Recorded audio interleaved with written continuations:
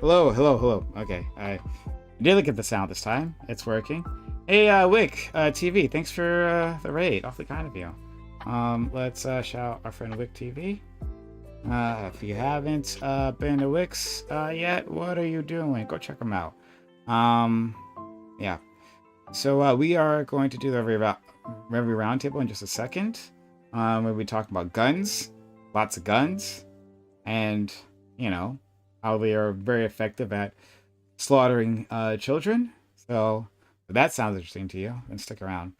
But yeah, we're about to get started.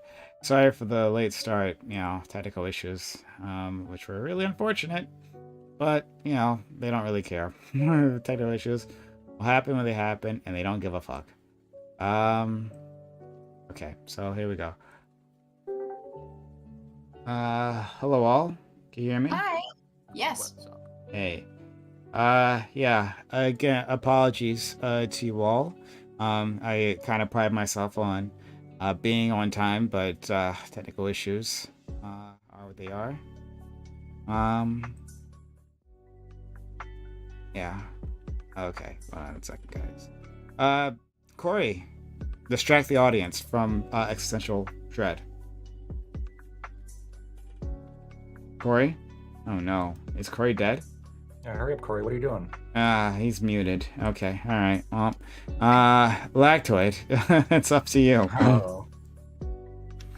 Shit. It's not going well. Ooh. I'm not particularly interesting. I don't know. Here, Synth, you're an interesting person. Go ahead. What's interesting about me? What's the most interesting? Yeah, I didn't even know. Oh my god. Instantly losing the is Synth interesting debate. Synth pronounced not interesting. Easy, dog. It was over.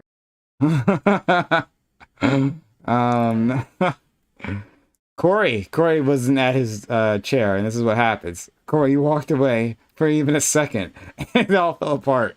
I apologize. It'll never happen again. I nail yourself there. So On the cross of my chair.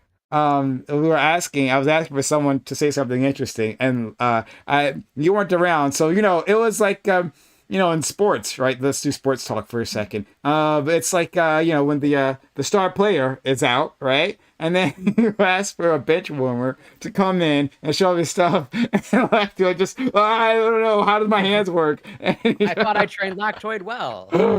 He's been shadowing me for years. Look, at any given time, I'm paying attention to like 4 or 5 different things. And, okay, all right. Sorry, but you just don't make the cut. You're just not in the 4. I'm liking the facial hair though, Corey. It looks really good. Oh yeah, I very appreciate good, yeah. that. It's mostly born out of laziness, to be frank. So many of the products that I create are from that very same origin. Okay, we'll get started soon. Who are we waiting on? I'll join up in a second. Sure. Okay, great, fantastic. And 1 second to the audience. Again, apologies for the lateness. It's just technical issues be what they be. We have one other person joining us, but he will be a while, so we'll get started without him when he gets around. But we have our friend Ali. Okay, great. This will be the crew for tonight. Very excited. So hey all out there and here. Shout out to again my friend Wick for the kind raid from previous. Hi, Wick. I doubt he's even silly. He's probably gone off. When he's done with the stream, he jet sets to his lady's house, right? Off in another state. You don't really know his lifestyle. Like he pretends to be poor, right? So I knew it. Yeah, liar, right? So any donations you want to give to him, consider giving here. I'm actually poor, okay? All right, so I'm real genuine. Anyway, guys, thanks for being here. This is Reverie Roundtable, which we have Mondays, 8 p.m. Eastern. We have a great group of guests here, and we'll start by introducing my friend Lactoid. let's try it again. All right. Well, I'll even give you a script. Right. Maybe start with your name. Like where people can find you, how you're doing. Right. Try that. Hi, I'm Lactoid. You can find me at Lactoid TV on Twitch, Twitter, and YouTube. I am really excited to be here today. I think these topics are going to be great. I'm looking forward to yelling at Synth about guns. I'm sure that's going to come up. And then we're also going to, everyone's probably going to be yelling about abortion. These are two great topics that are always going to be relevant in America. Thanks so much. Next, we have our friend, Fairy Queen. She made her debut last week, an explosive debut, right? She was not a wallflower. We can say that much. And we're very happy to have her back again. How are you, Fairy Queen? I'm doing great. Thanks for having me. Absolutely. You Anything can else? find sorry. So you can find me at YouTube. Explosive, real explosive. Down here in this bar right before me. Okay. Absolutely. Thank you, friend. All right. We're all getting off the fantastic start. Everything is working as it should. Let's go to our friend Ali, who's back. Ali, how are you? You've got I like this lighting thing you got going on. This purple mood lighting. It's more style than I have ever shown on this on the show. Yeah, $5 on Amazon. You find one of these at any thrift store. You got it. It's too much. I am guys. Donate. Help Prime get a setup. I'm sociologic_Ali. You can find me on Twitch for now, Twitter and YouTube coming soon. Looking forward to having this discussion. Kind of excited to see where it goes. Okay, thank you so much. Next, we have our friend, our scruffy, handsome-looking friend, Corey Campbell, back with us. Corey, I'm interested, if you're gonna continue this change in style, right? Are you gonna maybe try and load the jacket next week? Yeah, I got my FUBU jacket Lactoid hanging up in the closet. Yes. Have Or Forest FUBU, bias. genuine FUBU. Yeah. I wasn't making it up. Yeah. But yeah, I bios Prime. I appreciate the sentiment, but I was feeling a little bit intimidated by all of the masculine energy from Lactoid, so I feel like I had to, step up my game. But yeah, as always, this is great and super appreciated to be here. And also a perfect transition because I was just arguing about abortion, sort of, literally 5 minutes ago on Wick's panel. So it's smooth transition. But yeah, you can find me on Twitch, Corey Campbell 84. Twitter, Instagram, X, YouTube, it's Corey Campbell. And yeah, looking forward to getting into abortion and guns. And hopefully in the real world, those never intersect. Did that snake Wick steal my topic? I sent him my topic. Actually, no. We started so off Wick. of therapy culture, and then we got to abortion. Okay. Eugenics and abortion. All right. Okay. I'll because Corey said it and Corey doesn't lie. I'll believe it for now. But Wick, you're on notice. You're on fucking notice. All right.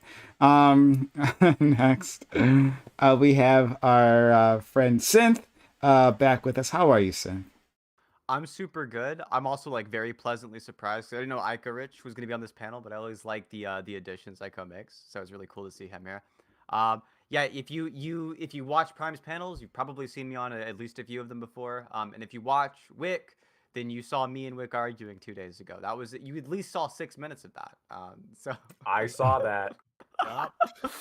it was very it wasn't insightful, it wasn't interesting, but it was 6 minutes and it was kind of funny. But no, my channel is youtube.com/SINTHE. I sometimes stream. I stream more on Bunk's channel, Bunk Politics, than I do on my own channel at this point. But yeah, that's where you can find me. Did you argue with Wick about centrism and how it's a dead, not even true ideology, a fake ideology? Look, I wish I could say there was even an argument, but it was 6 minutes of I said a premise to an argument, and the Wick started screaming and then rage quit. So it wasn't to do with centrism; it was to do with war crimes. We didn't even get there. We were to if there were civilian deaths in a specific conflict in the Gulf War. Very, very narrow topic. Very boring topic. Very funny interaction. Yet you got dumpstered, Synth. What? I mean, True. How about there's genuinely no argument that you can make in response to the top tier argument of yelling at the other person and hanging up. That's what you do. Wick is the GOAT. I gotta say it. Okay, all right. Next we'll go to our friend Aiko. I'm gonna make an adjustment here. Aiko, thank you for being here, friend. Yeah, nice to have you. How are you? Doing great. How are you? Cool. I don't know. What have you guys been talking about before I got here? I don't know. Or Right. the pre-conversation banter, you know. Lactoid's FUBU jacket. Yeah. There's that. Okay. And popular. Corey. I got a lot of compliments on it, by the way. Oh yeah, you got a little bit of It's got stuff. Muhammad Grown Ali it in the out. back. You got the vintage hit, the nostalgia hit. You know. Yeah. Okay, so we'll get started. But I have to take this to you, right, dear participants, because it's up to you guys, and it depends if we can actually make a conversation out of this. So all the conservatives, conservative leaning people, right, except for Lactoid, and he barely counts. They said they weren't available today. Some are busy, some are sick. Unfortunately, they are not around. And I had this abortion topic, assuming that at least two of them might be here, and that's not the case. So do you guys want to try to go at this abortion topic when most of us here agree? Actually, scratch that. Very clean. Just TLDR. What do you think about abortion? I'm not going to assume about you. I am pro-choice. That's my TLDR. You failed me. For me, You failed me personally, completely. Jimmy's Yeah, pro yeah. choosing life at all costs. for me, I mean, I'll qualify it. I mean, for me personally, I don't think I could ever have an abortion, but I am pro-choice for other people. All It's right. the pro-choice position of choosing. I know that is the pro-choice position. Yep. I feel like We're it's- Biden people all around. I understand. Yeah. Wait, don't say that. You are most like Biden, Aiko, a Catholic, Yeah, but yeah. pro. That's right. But That's right. pro-choice, sure, Yeah, okay. Yeah, I'm betraying my own ideology. Yeah, it's true. All right. Well, unless we argue with Fairy Queen about her own reproductive choices, I don't know if we're going to get much traction on this argument. Well, I mean, it seems to me like when I first read it, it seems to me that this is really an argument over like where the line gets drawn and like what the political ramifications of this is, right? Like a lot of people really just aren't sure if the court is willing to continue to push these wins as far as they have, because they don't know like if it'll create too much of a backlash. Like it seems to me that would be the conversation would be with this panel, just because we don't have a lot of disagreement over what the law should be. Okay, I'm gonna take it to y'all, right? So we'll go online, we'll vote. If not, what we can do is we can table it, right? Because the topic's not going anywhere. We can table it for another week, or like you guys want to try to tackle this now. And we can come up with something else, right? We can come up with something else for the people who are here. Lactoid, yay or nay? Yay, as in you want to do it now, or I would vote to table it just because I'm probably the most pro-life person here, and even I'm like a bit torn on it. So I would like there to be at least one like super hardcore, like at conception kind of person to really represent that side. okay, Corey? Yeah, I agree. Lacto needs all the help he can get, so we should probably table it. I changed my answer. How do I change my answer? Steph? Lactoid's the only pro-lifer here, and that means I vote yes. I do want to do the topic. Ali? Might as well table it. I mean, I don't think Lactoid's gonna have enough of an argument for it.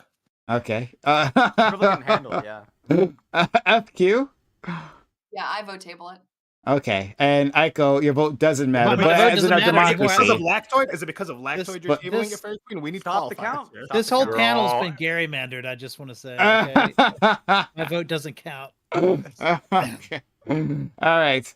All right, so then we'll table it for now. And we will do it next week or whenever the other side doesn't run from me. As clearly was the case tonight. All right. Do you all want to do the guns topic? Actually, okay. Let's hold on the guns topic because we'll have to do that. Let's think of something for this discussion. Is there anything on anyone's mind right now? If not, Well, I have something that sort of overlaps a little bit with the gun topic. Very sort of. Well, I sort of think I sent it to you, Prime. But like accountability might be way too out there of like holding fans. I think I sent you a story about holding racist fans accountable in sports and all that stuff, just as maybe holding parents accountable. for free games. Okay. Okay. So we might be able to make something out of this. Before I decide, Ali, what do you? I mean, abortion. This is kids, and so did you guys hear about like the ballet teacher complaining about her students? She's a ballet teacher. None of the kids will listen to her. The parents come and defend the kids, kind of being like outrageous. The kids want to come and listen to like Pound Town by Sexy Red, and that's what they want to do dances to. And then which added to the video of like those 4-year-olds literally singing and dancing to Pound Town, and their mom was recording it and posted it. So I mean, that could be an interesting topic. That sounds interesting. I have Let's no, go to I have Pound no Town. I'm knowledge of down. the case. I got no knowledge whatsoever. I'll find the video and I'll send it to you guys. Okay. All right. Make sure to watch that off stream, by the way. Yeah. It's just someone talking. Okay. All right. But while we're waiting on that, I think Corey might have something interesting here.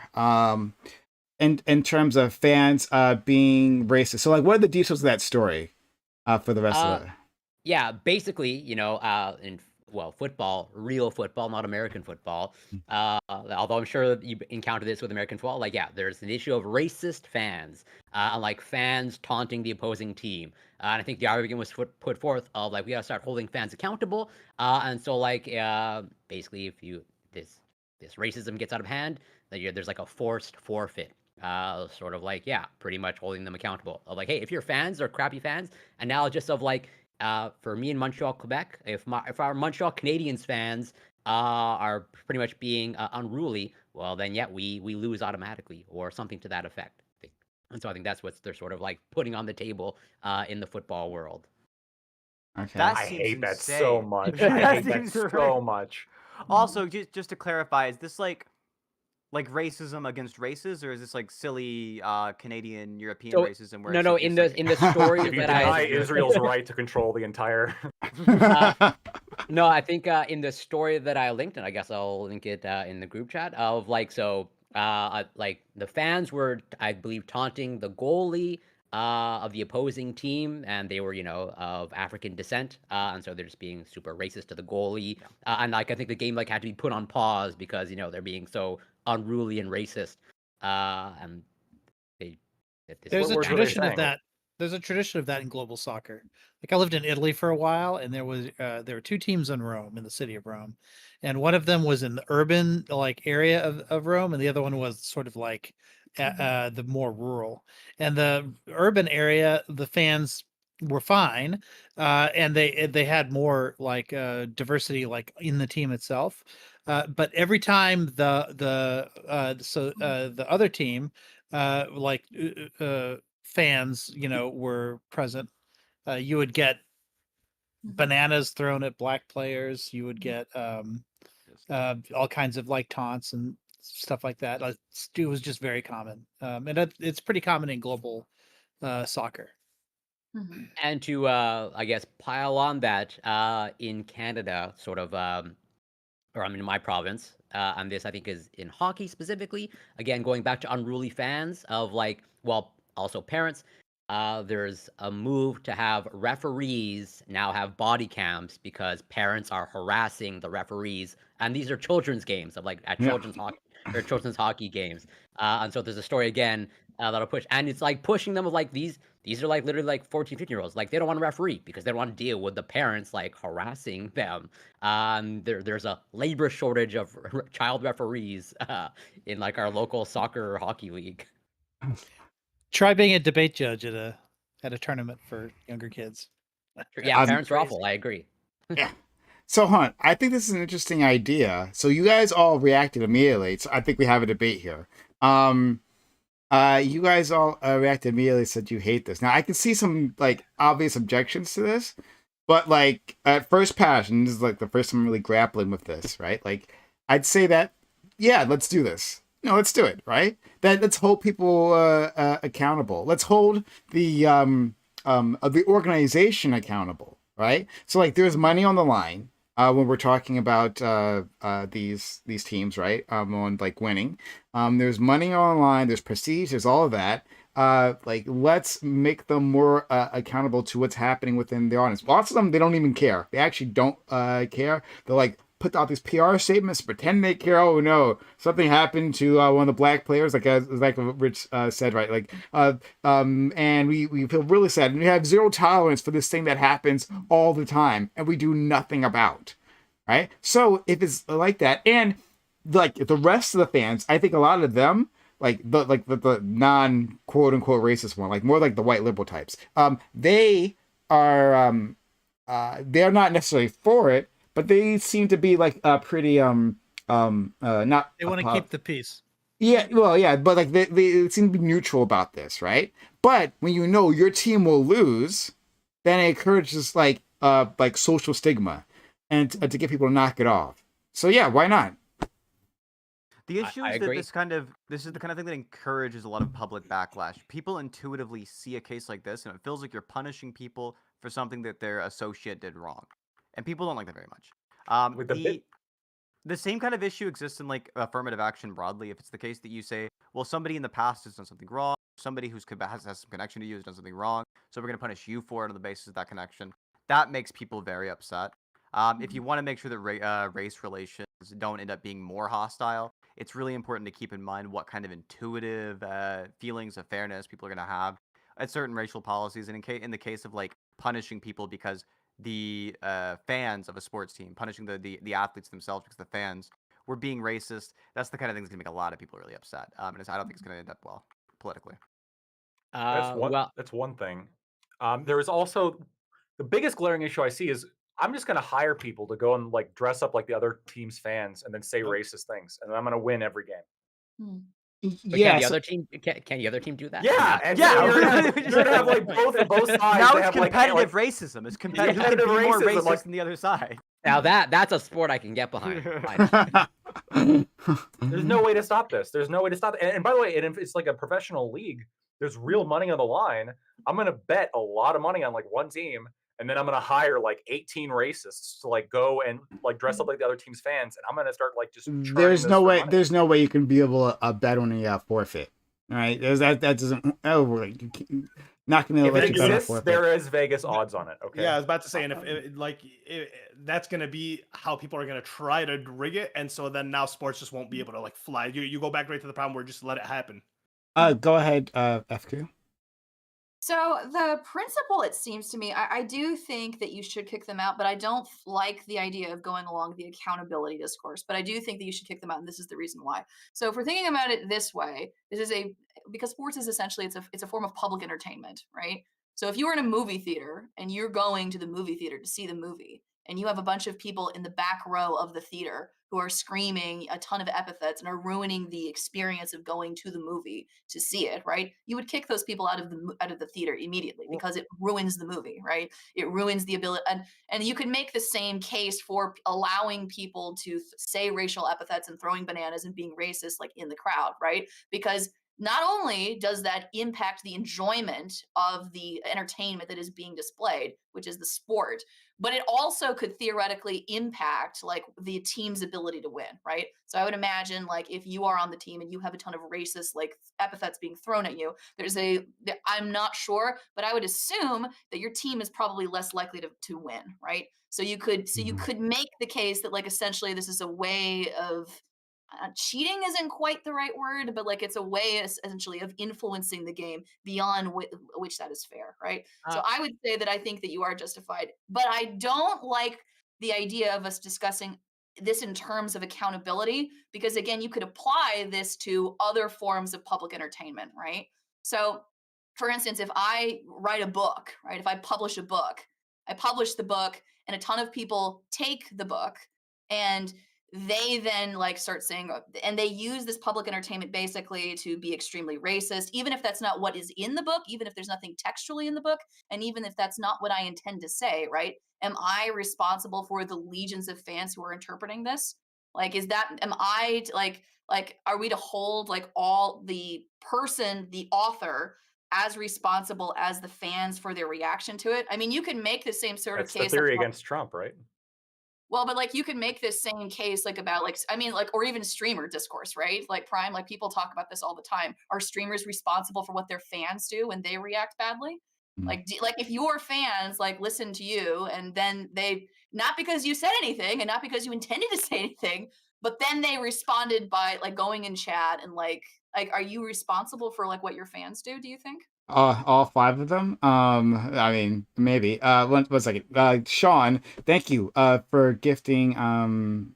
For using a hype chat, super chat. Excuse me, super chat in YouTube. For $10 Canadian.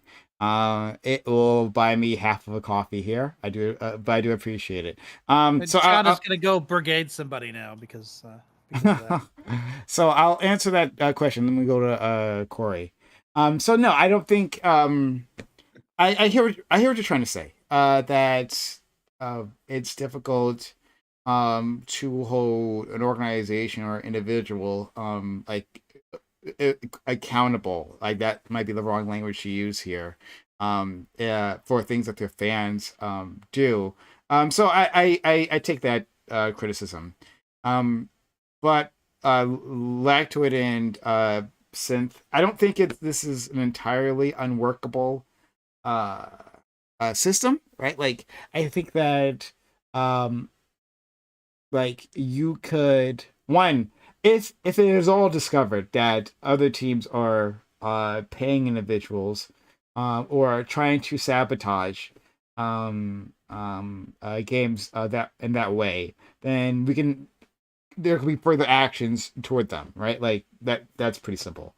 And It wouldn't be What if teams it's a though. fan? Yeah, he's Yeah, the it'd be fan. like as a fan, what I would do is I would like go to Vegas, bet $1 million on like I don't know the Giants beating the fucking Jaguars or whatever, and then I would hire racists to go and root for the Jaguars.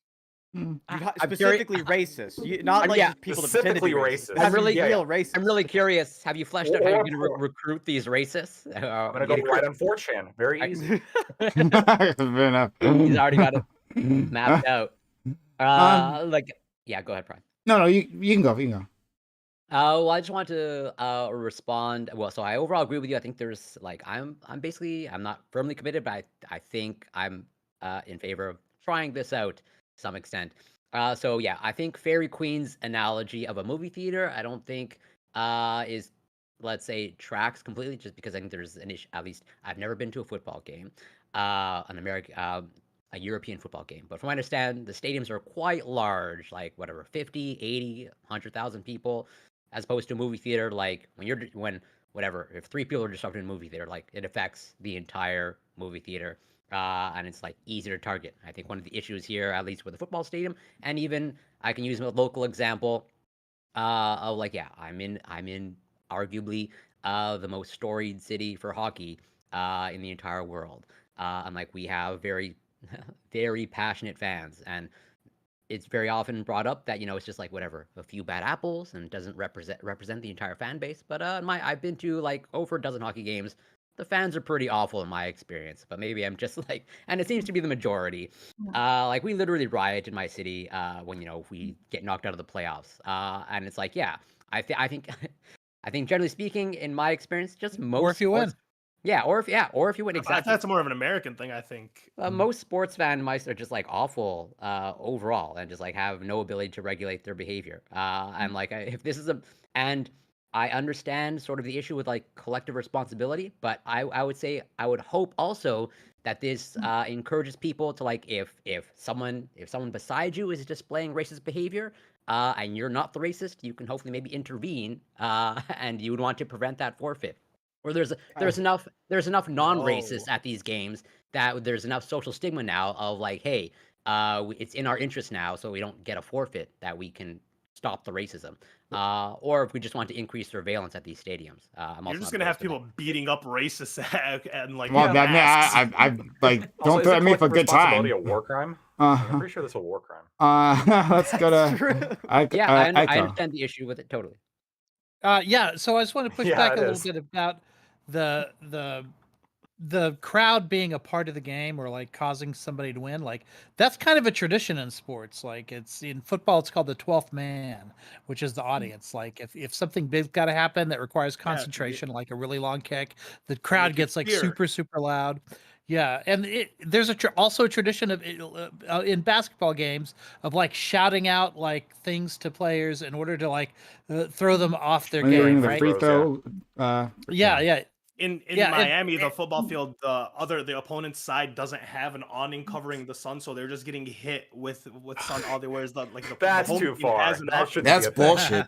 I think one of the things that we see on social media is when we have policies in place to tell people you can't be racist here. What you end up seeing is that people move from a blatantly racist rhetoric over to dog whistling or to That's kind of where I was implying it. right and about that- where I was going to. Yeah, that's perfect what I was then, going yeah. towards because if you can start yelling those things to distract players or whatever, So then what I'm you thinking can is, start to. what if somebody says, it was more like 30,000 to a Jewish player or something? 109, 109. Like, there's like a lot of things you could shout. Yeah, that are yeah. Like, are they going to be covered under the rules? How do we cash it out? How do we figure out where the line is? How do we figure out what's like an implication of racism or versus somebody? That's just saying always the something case, right? Like Harassment. yeah. there's a spectrum of getting closer and closer to the line, right? There's not really a line; it's just a gradient.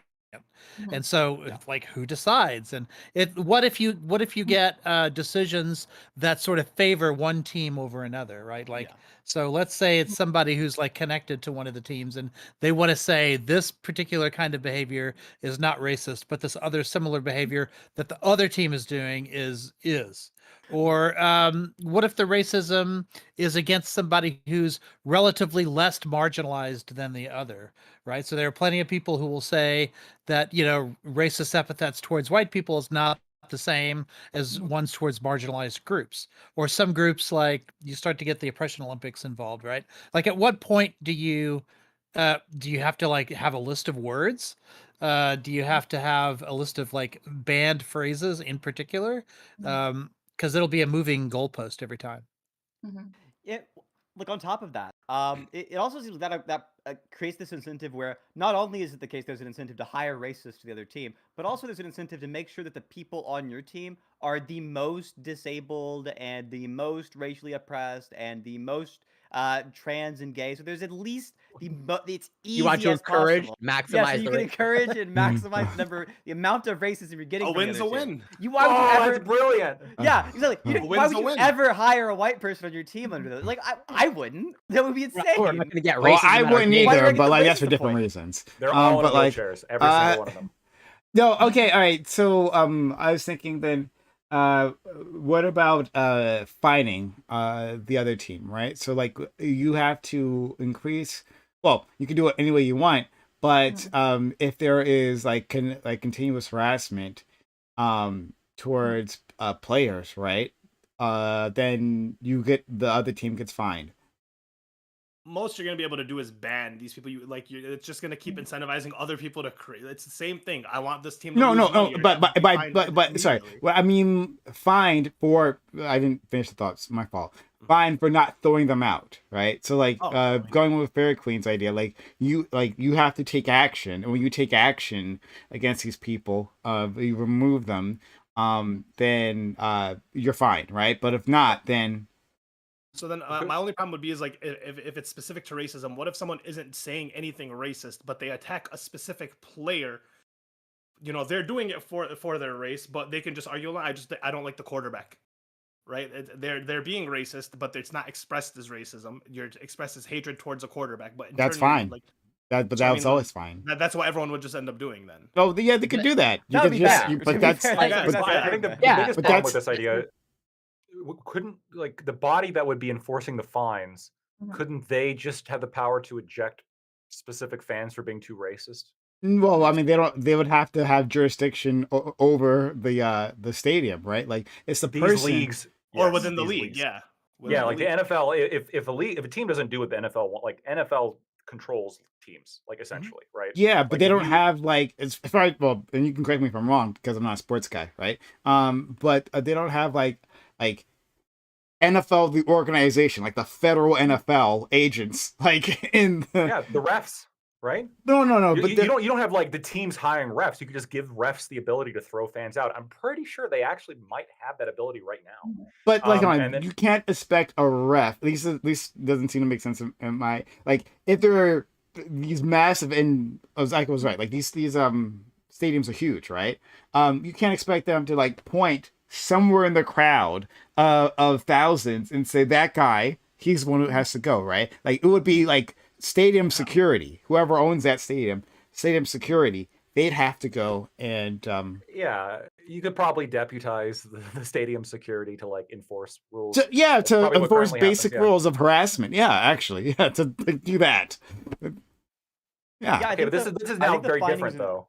I I'm agree. pretty is. sure That's they what can I'm do saying. that Now, now. now this Yeah. is. I mean, I don't think I have much problem at all. Is if you're targeting specifically the stadium and targeting them with fines as opposed to one of the teams is forfeit because of player racism. Like I'm fine with the idea of fining the stadium. That owners. seems a much better idea, yeah, because Okay. they're responsible for what happens in their venue. Yeah. But then are we just for increased surveillance at these, well, whatever, games? And if they kick them out, they don't get fined, right? So like if they Yeah, they kick actually, them out. Yeah, exactly. Yeah. is this like, yeah, so now this is like no longer controversial. Like the crazy part is like we're gonna find that like the team loses and you're just fucked. That's crazy. Well, so again, I'm open to multiple solutions. I'm just more curious just to see how this will play out because, like, if Lactoid's world plays out of like hiring That's what I would racism, do. well, yeah, it doesn't. Okay, surprise but me. look at how And I how know a this lot of happens. racists, okay? Look at how this You happens are in the real libertarian, world. yeah. In the real world where we have these sorts of policies now, Twitch being the biggest example, you have TOS. There's a set of rules, but the rules are very ambiguous, Yeah. right? And they never like there's not a transparent appeals process. No one's going to tell you this is exactly why like you were banned or why you were timed out or whatever. And so the reason they make it vague is so that someone can't come back and say, I interpret this, part of TOS differently than you. Like you kicked me out for a reason that's not spelled out in TOS. So they just don't give you the reason. They don't give you the reason so that you can't challenge the reason, right? And that it's that vagueness that drives everybody insane. So doing that here, especially if you're gonna cause a team to win or lose because of it, and then you're not giving an explanation for it, like that seems like that's going to be insane. But if you do give an explanation, then there would have to be multiple appeals processes, where you're parsing out the language in whatever, like essentially this is TOS we're talking about. I don't, it would be like a huge headache for the organizations either way, whichever way you go. Yeah, but I Wait, think, sorry, you're gonna say something? go ahead. FK? I wanted to respond to something that Corey said. I understand. So I just want to respond. So you said you don't think that the movie theater example is really comparable because of the size of the stadium, right? But I don't think that necessarily is true. I mean, I could give you examples, like for instance, of drive-in movie theaters, right? There are examples of What are those? No, I know what they right? But beyond that, like I don't like. So here's a question that I have. So when you purchase a ticket, like to go and attend a football stadium, to go see a football game, do you have do you have any reason to have a reasonable expectation that people will not be screaming the N-word and behaving racist like within the stands? Like, is there anything like in the policy? Is like when you buy the ticket, is there any kind of code of conduct the teams have to agree to follow? Is there any reason for you to think that, or is there no reason for you to think that? Because if there is, then one thing you could say, well, I purchased this ticket with the expectation that this would be the environment in which that I was paying for. And because this person is being disruptive, you are ruining the experience that I paid in order to be here. So like you could apply that to other forms of public entertainment, other forms that experiences that you buy in to pay to be a part of. So for instance, if I pay to be in a yoga retreat, right? I go to the yoga retreat and I have like 7 or 8 other people with me. We're all there. And somebody at the yoga retreat starts screaming and starts flipping out in the middle of us doing like downward dog or whatever, right? That's somebody who is ruining the experience that I paid to be a part of, right? Like, of course, I want that person ejected, and I want that person ejected because this is not the experience that I paid for. Or if you're not going to eject that person, I want a refund for my ticket having chosen to be a part of the experience.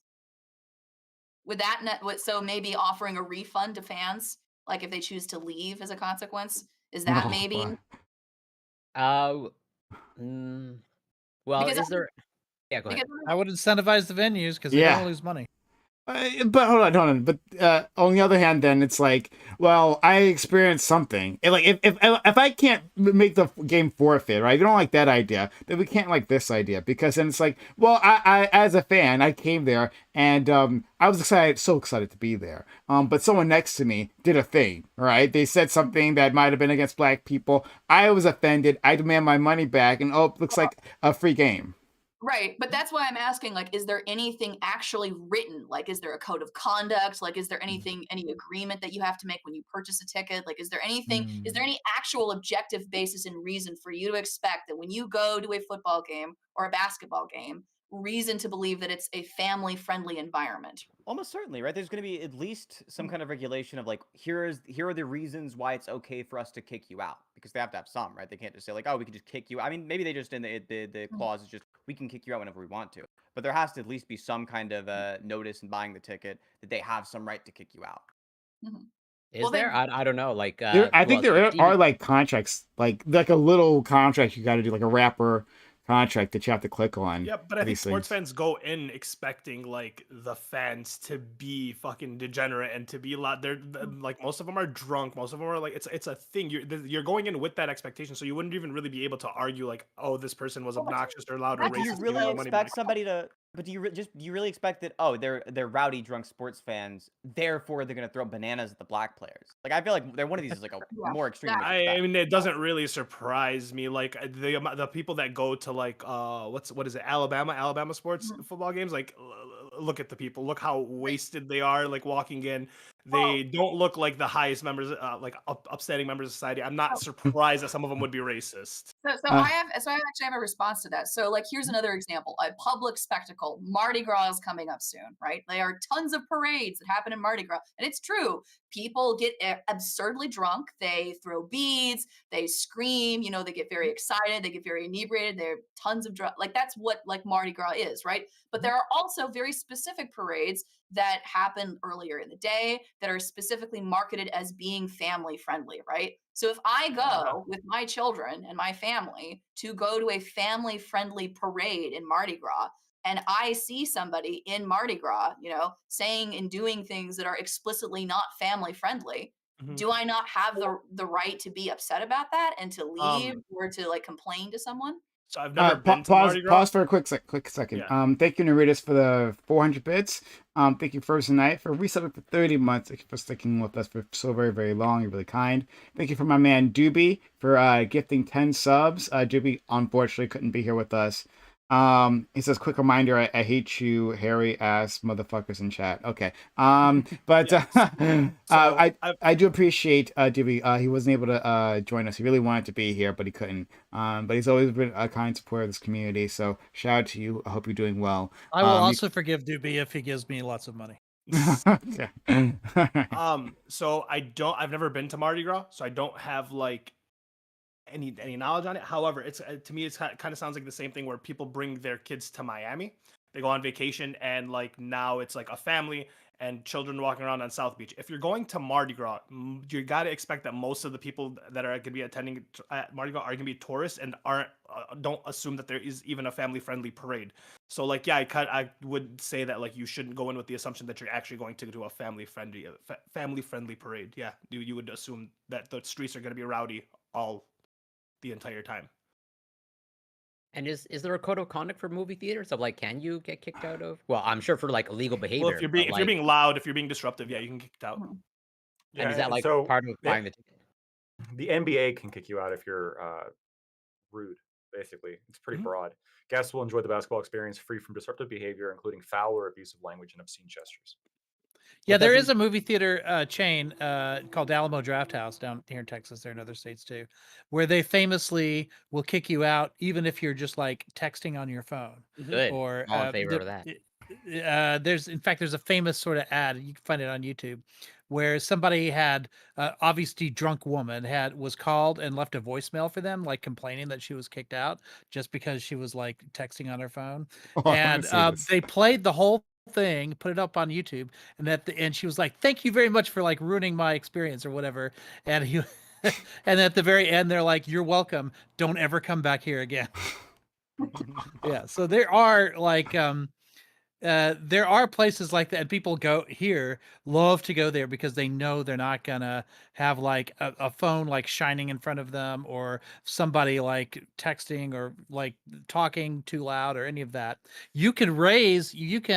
It's one of those places where they also serve you food, so you write down like something on a note, and that's how they know what to bring you. And if you put on your note, the person in this seat over here like has been texting, they'll go over to that person and warn them once and then kick them out. And so you can turn in your fellow moviegoers.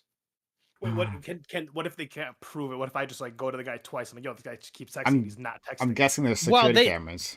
All right. I would Yeah, hope there's so, security right? Yeah. cameras, but there's also, they act like ushers. So if they know that somebody's done that, they'll give them the warning, and then they'll be looking at that seat from there True, on true, out. okay. And if they do something, yeah, or if they You're on talk too notice. loud, or if they're in any way interfering with your experience as a moviegoer, they will be kicked out unceremoniously, and it's hilarious. I when it want to happens. do this to children. I want to do this to Yeah. children. I really do. Yeah. Even Um, outside theaters. No, just yeah, just like as a general rule, get the fuck away from me. No, like I was watching. It was a Marvel movie years ago. And there was this parent, like his parents and their children, and they were like the kids like kept asking like, well, what's this and what's that, right? Like basic things about the premise that you would get if you watch the fucking movie. But like their parents like, oh, I'll explain it to you right now, and allow enough voice for everyone else to hear. It was Let's very recap annoying. phase 1.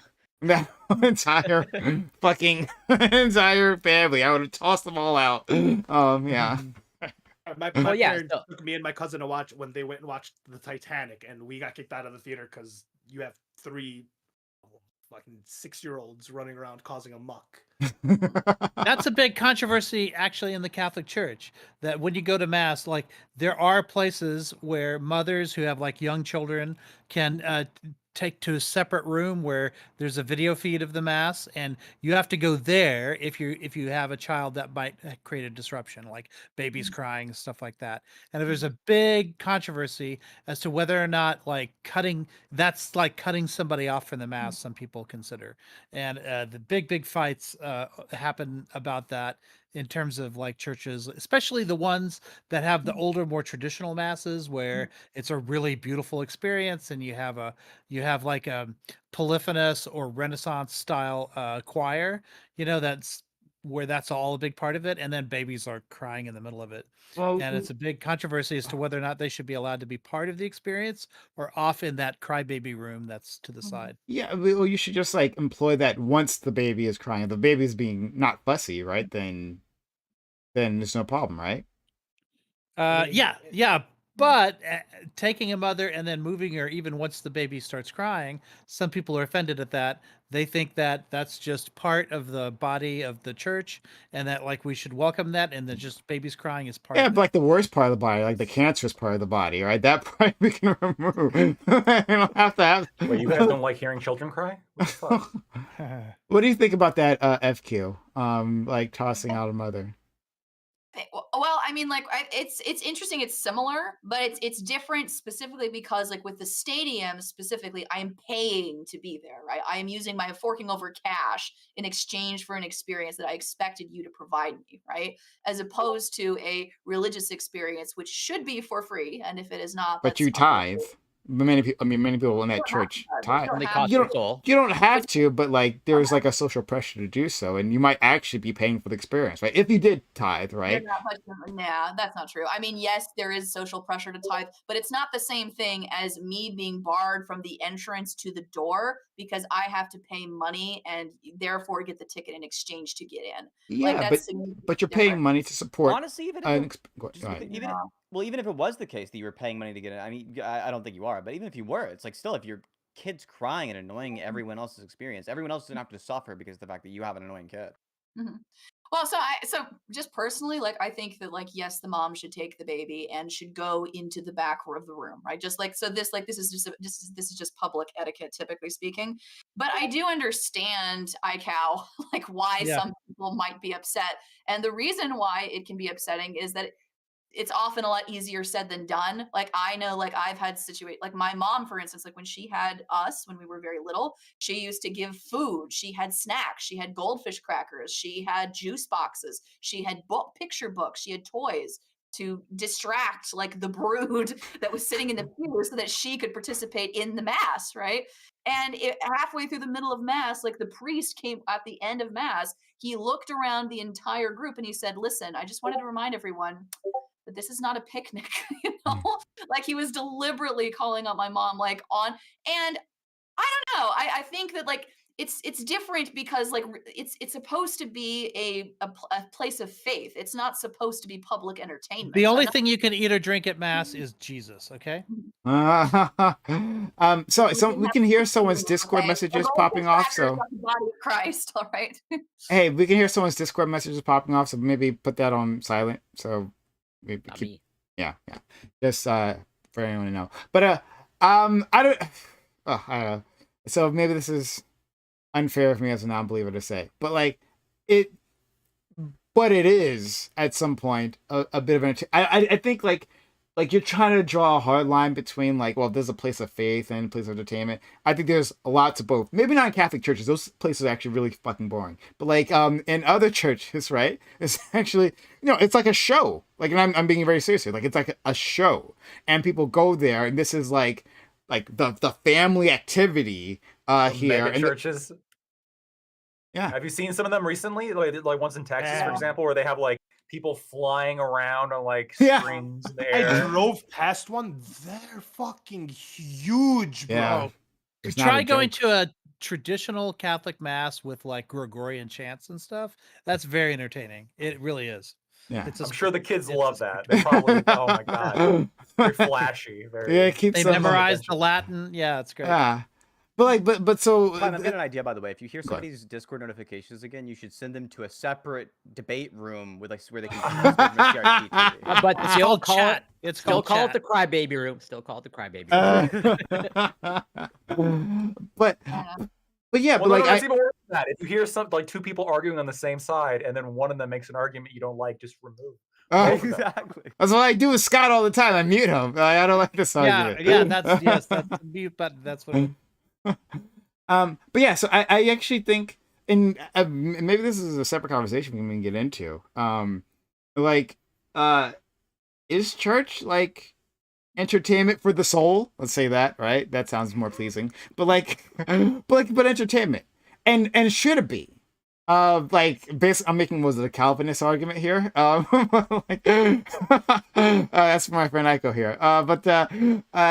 Yeah, like, should Yes. church be this should it be about like a connection with God, right, and just doing whatever it is that strictly makes that happen, or should it be this big spectacle, right? But that draws in crowds, and if you're drawing a crowd, right, well then they're in the building and you can give them the message, right? So like, are you for this like spectacle type, or if it's a mosque, right? We're being inclusive here. We're being inclusive. Thank you, I appreciate it. So, I'll get my DI points in here somewhere. All right. So yeah. So like, should it be one or the other? Go ahead. Yeah. Well, I'll just say this: like, there's a verse in Mark where this woman is coming up to Jesus and like pours perfume on his feet, and she gets criticized because people said, "Oh, the money you spent on that perfume could have gone to feeding the poor." And Jesus like chastises them and says, "No, like she's trying to glorify God, and sometimes like that level of things is like the more appropriate way to handle it, right?" So this is like, and that's that's the way a lot of churches like sort of defend the spectacle. And I would argue that the spectacle goes way, way back. Like the Gregorian chants that I'm talking about that are quite beautiful, whatever, that draws a crowd, that brings people in. And it's not feeding the poor. Feeding the poor should absolutely continue to be a priority of the church, but it doesn't mean that there's not other elements of like communicating your message like to the broader world. So I think yes, I think that I think church does have a level to it towards entertaining, but then there's also somebody named Saint John of the Cross. He's one of the more important saints like in the Catholic Church, who was sitting in mass one day, and he had always enjoyed mass. It created great joy for him, and then one day it just didn't. He got nothing from it. And for the rest, in fact, he kept waiting for years and years and years and still got nothing from it. And so for him, it was the harder path. The harder path was to maintain that relationship without the entertainment, without it speaking to him in that way. And a lot of people like who feel sort of disaffected or alienated from like the services that they go to, like read St. John of the Cross to figure out like how to live with not being entertained by it. So I think that the church like should do both. Like it should feed your soul in like in a serious and a direct way, but then it should also enrich your life if it can. So I think there's two branches of that. There's two horns of that, right? So either it's the case that we're thinking we can talk about this. Yeah, it's okay. We can talk about the subsection of like what the church does. This is supposed to be entertainment. In which case, if we care about the entertainment value of it, then the entertainment value is heavily hampered for everyone else there. If you have a kid screaming or crying. But on the other hand, if you care about just the pragmatic, what kind of connection does this build with God? I don't think that mass works less if you have to see it through a CRT screen in a different room. It seems like there's, on one hand, the entertainment value is all they're losing out on, and them losing out on that entertainment value is a prevention of everyone else in the room losing out on entertainment value. So it just doesn't seem like that should have any bearing on the argument. There is just like so for like mosques and Muslims, what it's an open door policy type situation where you can go in, chill, pray, whatever you want to do, and it's like just a big open area. Not at night. Typically, they used to be open at nights and stuff, but stopped doing that. The entertainment aspect is that like so the church or the mosques, these are supposed to be like community centers for people, and community centers need to bring in you need to bring in people, you need to have an audience. But the problem, like, so you can have festivals and you can have things like little carnivals where you're kind of trying to bring people towards the. But the issue is if you look at the church as entertainment, then you get these like the mega churches and super churches, which is just like the pastor is raking in all this money and they got a private jet and they're like, well, the private jet brings me closer to God, and so it's like That's what Jesus wanted. Physically closer to God. The tune full of demons, right? That Yeah, was like the what that perfume. one famous. So you're then turning like church patrons, which is they're not supposed to be customers. You're turning them into customers, and so there's like a fine line between it being entertaining to bring in an audience versus it being entertaining to bring in customers. And I think that's like the slope of it. And just to respond too to something that you said, Synth, like there isn't like a huge difference in entertainment value as opposed to like being physically like in the room like of the mass, and as opposed to sitting in a separate room and like watching it on a television screen. I'm not sure if entertainment value, but like there is a difference. And the difference is specifically like in a Catholic mass, like when specifically like when the priest blesses, the body and the blood of Jesus, right? Like for like there's a difference between being physically close to the goblet, being physically close to the bread that's being blessed, um, being able to be in the same room as when the bells are rung, like it's supposed to, which is supposed to I want to represent this. clarify something. The overall I experience. wasn't saying there was no difference. I'm saying the elements that are different are the entertainment value. They are the aesthetic values. They're not the things like whether or not God is okay with you doing that. So they're not the religious aspects. They are the a-religious aspects, the entertainment aspects. That is what's different. CRT screens are way less entertaining than watching it live. Right? I'm totally going to be in agreement with you on that. It's just that if it's the case that that's the aspect we're focusing on, well, this person's entertainment value is harmed. Well, yeah, but if everybody else in the room is also harmed, right? If your kid's crying. Mm-hmm. So yeah, I agree. There's a difference between like being up close and personal, and seeing the goblet poured, and seeing getting like the being side by side with other people who are churchgoers, taking the communion wafers. It's just that the other people's experience is also harmed by a screaming child. Well, you can go off. Well, I was just well, what I was saying is like that it is indeed more entertaining. Like it's true that like the entertainment value is there, but what I'm saying is it's not merely entertaining, right? Like Yeah. specifically for a religious person because you are closer in proximity theoretically to the body and blood of Jesus. Like when it is being specifically blessed, like that is entertainment, but it's not merely entertainment, right? It's also you gain spiritual benefit from being there, right? So you could make the case that by taking your child who is, like in bringing them into the nursery or into the back room, right? That they do not get to experience or they do not get to have that closeness to God, for lack of a better word, like in that moment. But I would agree with you. They are harming everyone else's experience. And I think generally speaking, you should take your kids into the back room. Yeah. I mean, do people actually still like this is just a coming from a place of ignorance. I haven't like stepped foot in a church in over 10 years, but do people actually still like go to church for like whatever feeding your soul or for like actual like isn't church attendance like down like across the board and like I I mean, think for uh who though? Like for who? Like, are we talking about yeah, like I don't know. like yes, church attendance, like the pews are like roughly down, fewer people are attending mass, but for the people who do attend mass, like I do think that it is true for those people that attend mass, they do absolutely go for well, that's not quite true. So some people go for spiritual fulfillment, some people go because they're parents and they have children and they want to raise their children to also be religious, so they bring their children to instill in them a value. But I do think like the instilling like a sense of spiritual fulfillment is important for those who attend mass, for those who attend temples. A It big reason isn't is also community, right? Feeling a sense of community is like the critical. I think the most critical part about this. Uh-huh. One time I went with my friend to I went with my friend to a church, and the first thing they tried to do was like they inquired if I was single, and they tried to get me into a youth group, right? Because they know if they can get me dating somebody involved in the church, well, now that they got another loyal patron, right? It's brilliant. It's honestly brilliant. And this is how you do it, right? And so, but even screaming children can also ruin the community too, because I'm annoyed at like Martha's screaming child. Now I'm angry at Martha. Now there's a rift. There's no longer this unity that was there.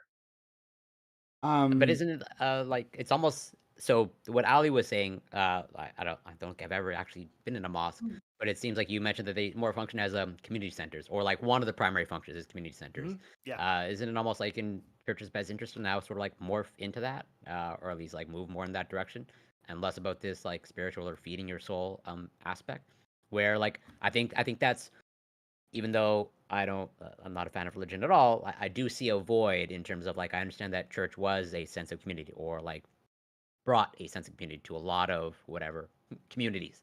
And so like yeah, shouldn't churches now just more use the mosque model of like being a community center overall? So it's 41% of people give the account of the reason why they go to church being to please family members. So it's not even a matter of like people are going to church just because of the fact they feel like there's some kind of like there's some kind of like magic to it or something. But just because they feel like if they don't go to church, other people will do who they care about will shit on them, right? Their community. Yeah, exactly. So there's an aspect of caring about it because of the fact that you enjoy having that community and just personally you like it. But there's also a matter of like, well, what if my family's mad at me? And this is a huge pull factor. Yeah.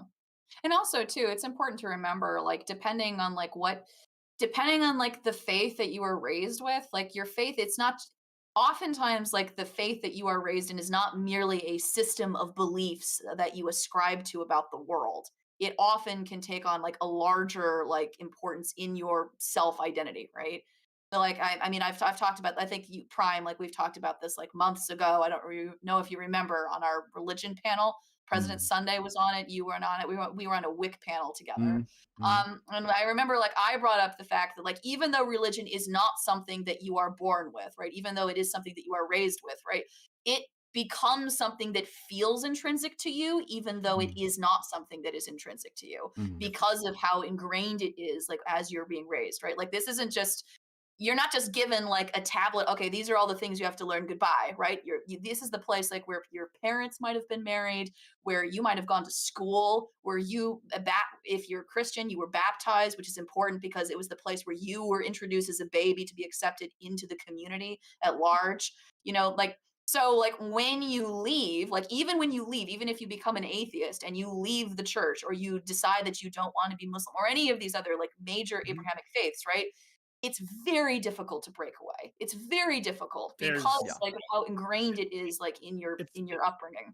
it's a culture. So like a lot of like American Muslims, you'll tend to see that they're way more liberal than like other Muslims from like other parts of the world, and that's because we grew up in like these areas. But they still hold true to their values. So like I know a lot of Muslims that will drink, but they refuse to eat pork, right? Mhm. And it's like there's something ingrained in them that like pork is just like one of the big no-nos, right? And so even though Mhm. they may not follow the religion properly, there's a cultural like tie to it where like you still use the words, you still kind of act in the same way because Mhm. these are the good teachings, and you pick up the good and you kind of just forget about the stuff you don't care about. So it's not so much that everyone that goes to a mosque or goes to a church is like hyper religious, Mhm. or even that they're going to seek like solitude from God or whatever it is, Mhm. but they do realize that there's a culture there that they fit into that applies to them, and so there is a community, and that maybe they can meet other people that aren't as religious but still understand that same culture that they grew up in. Right. Oh man. Eh, Go ahead. I was just gonna say, and it creates a really weird dynamic because, like, even if you decide that you don't literally believe in the tenets of the faith, you wind up becoming a weird defender of it anyway. Like, I don't know if, like, I actually don't know if you were an atheist, Ali, but I know, like, for me, like, I am, right? And I know for me, like, I have a very weird dynamic between my family and I when it comes to faith because when I'm out in public, like immediately, like when you talk about Catholicism, immediately, you're going to get hit slammed by 10 pedophile jokes, right? Discussions about about Pope Francis and his decision about blessing, gay unions. You get slammed with so many stuff, and then you go home, right? And then you have the arguments kind of flip, like with your parents, right? It's like I find like I argue like about like why Catholicism is evil when I go home to my family, but when I'm out in public, I argue why Catholicism is based to Yep, all the people that are atheists, because right? you're defending your people, not the Was religion. isn't that just Yeah. you waffling? No, so it's the same thing where it's like I have a religious arguments with my family all the time where I disagree with things and we have these like major big disagreements. But when you're out in the world and someone else is kind of coming at you, they're attacking. Okay, when someone's Islamophobic, they don't hate the religion, they hate the people. So it's like when someone's attacking the religion that you're a part of tribally, your people are being attacked, and so you're defensive of your people. You're not defensive of the religion. Well, hold on. That's just. At first, I Well, thought and of course, to like me and Fairy Queen, I think that's what we're trying to say. I think a so. lot of people feel that way. Yeah. I'm gonna separate off the Catholic discussion for the Islam discussion just for a moment here, because at least in this country, and I can't speak for other countries, right? But this country, yes, there are definitely Islamophobic people who just like don't like you for where you're from, right? Think you're suspicious, all that stuff. We know.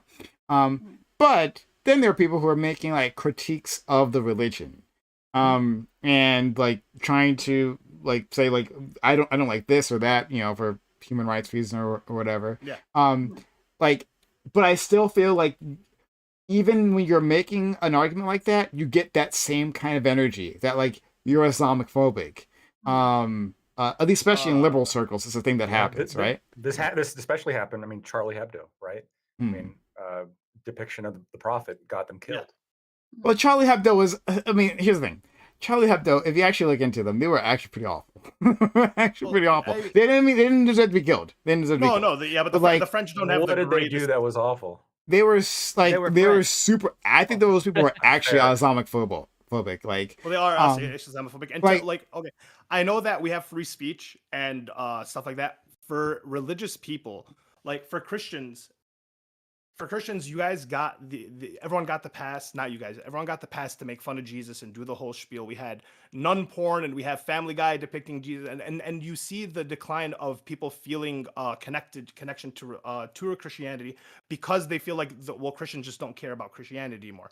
When it came to Islam, and like we have a few things where it's like, hey, just don't fuck with us. Now, once again, no one should have got killed.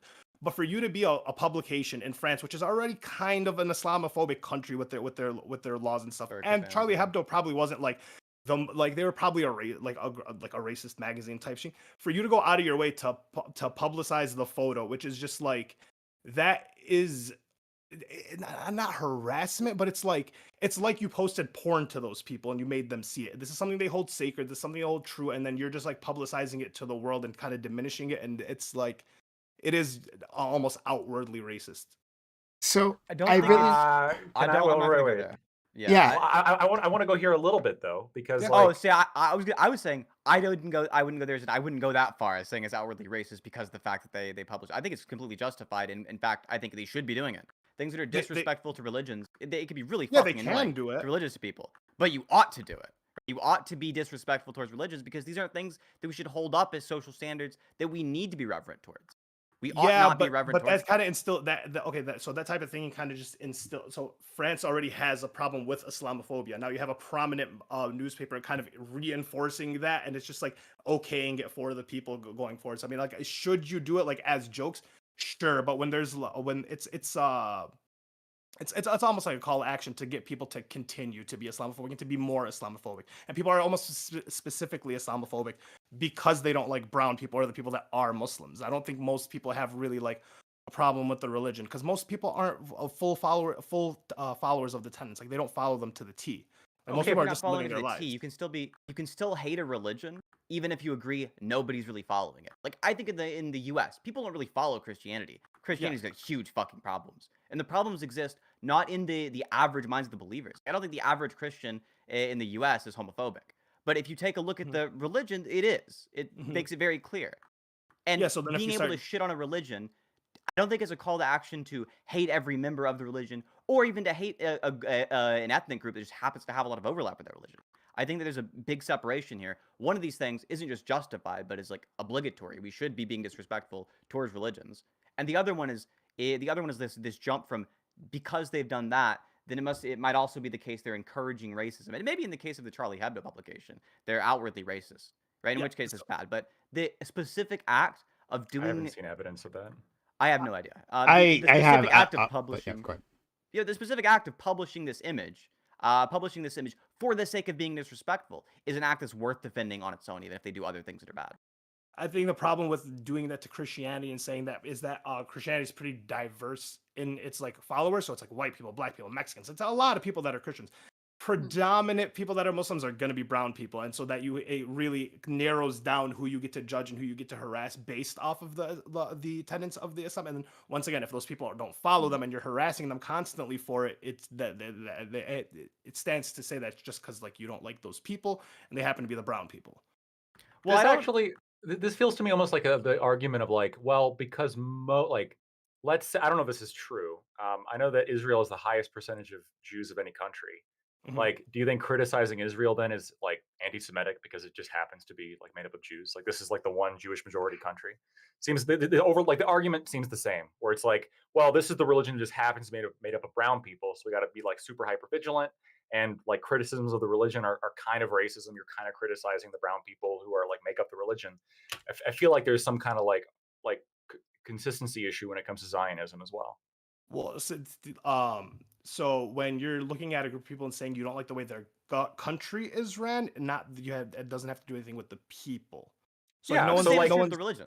Same is true of like religion, right? So France is making fun of Muhammad, right? They're posting Muhammad.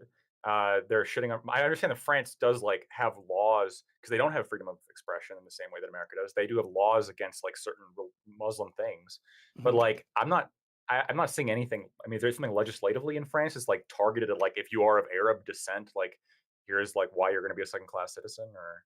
Well, no, it's just like pseudo. So like they banned the burkinis at like beaches. You can't wear like the Right. headscarf type stuff. And it's these types of like little microaggressions that are kind of the government enforces them, right? Wait, Which means the people are going to enforce them, which it just trickles down. Yeah, I'm they banned curious. spires on buildings too, right? Hmm? To spires. So on buildings, you know how often a mosque will have a spire on top that kind of like twists and goes up. Mhm. That's been banned in France as well. But they wouldn't ban a dome or a traditional Christian spire. So like No. it's So then it becomes like who are the Muslims, and everyone kind of like in their mind when they think Muslim they think Arab. Okay, but No one who are really. the Israelis? Hmm? Who are the Israelis? Well, the Israelis would be predominantly Jewish people, yeah. So it's Then the there's same like there's analogous a difference argument. between like Zionism and like Jewish people, right? I 100% agree. In Yeah, the same way, there's like a major difference Islam between. and people who are brown. Yeah. So like, I mean, I guess it's just that's not how it comes. That's not how it works out, is it? Like no one thinks white people when they think Muslim. No one really thinks like Mexican people when they think Muslim. You're But everyone gonna does relate think it Jewish to when they Arab. hear Israeli.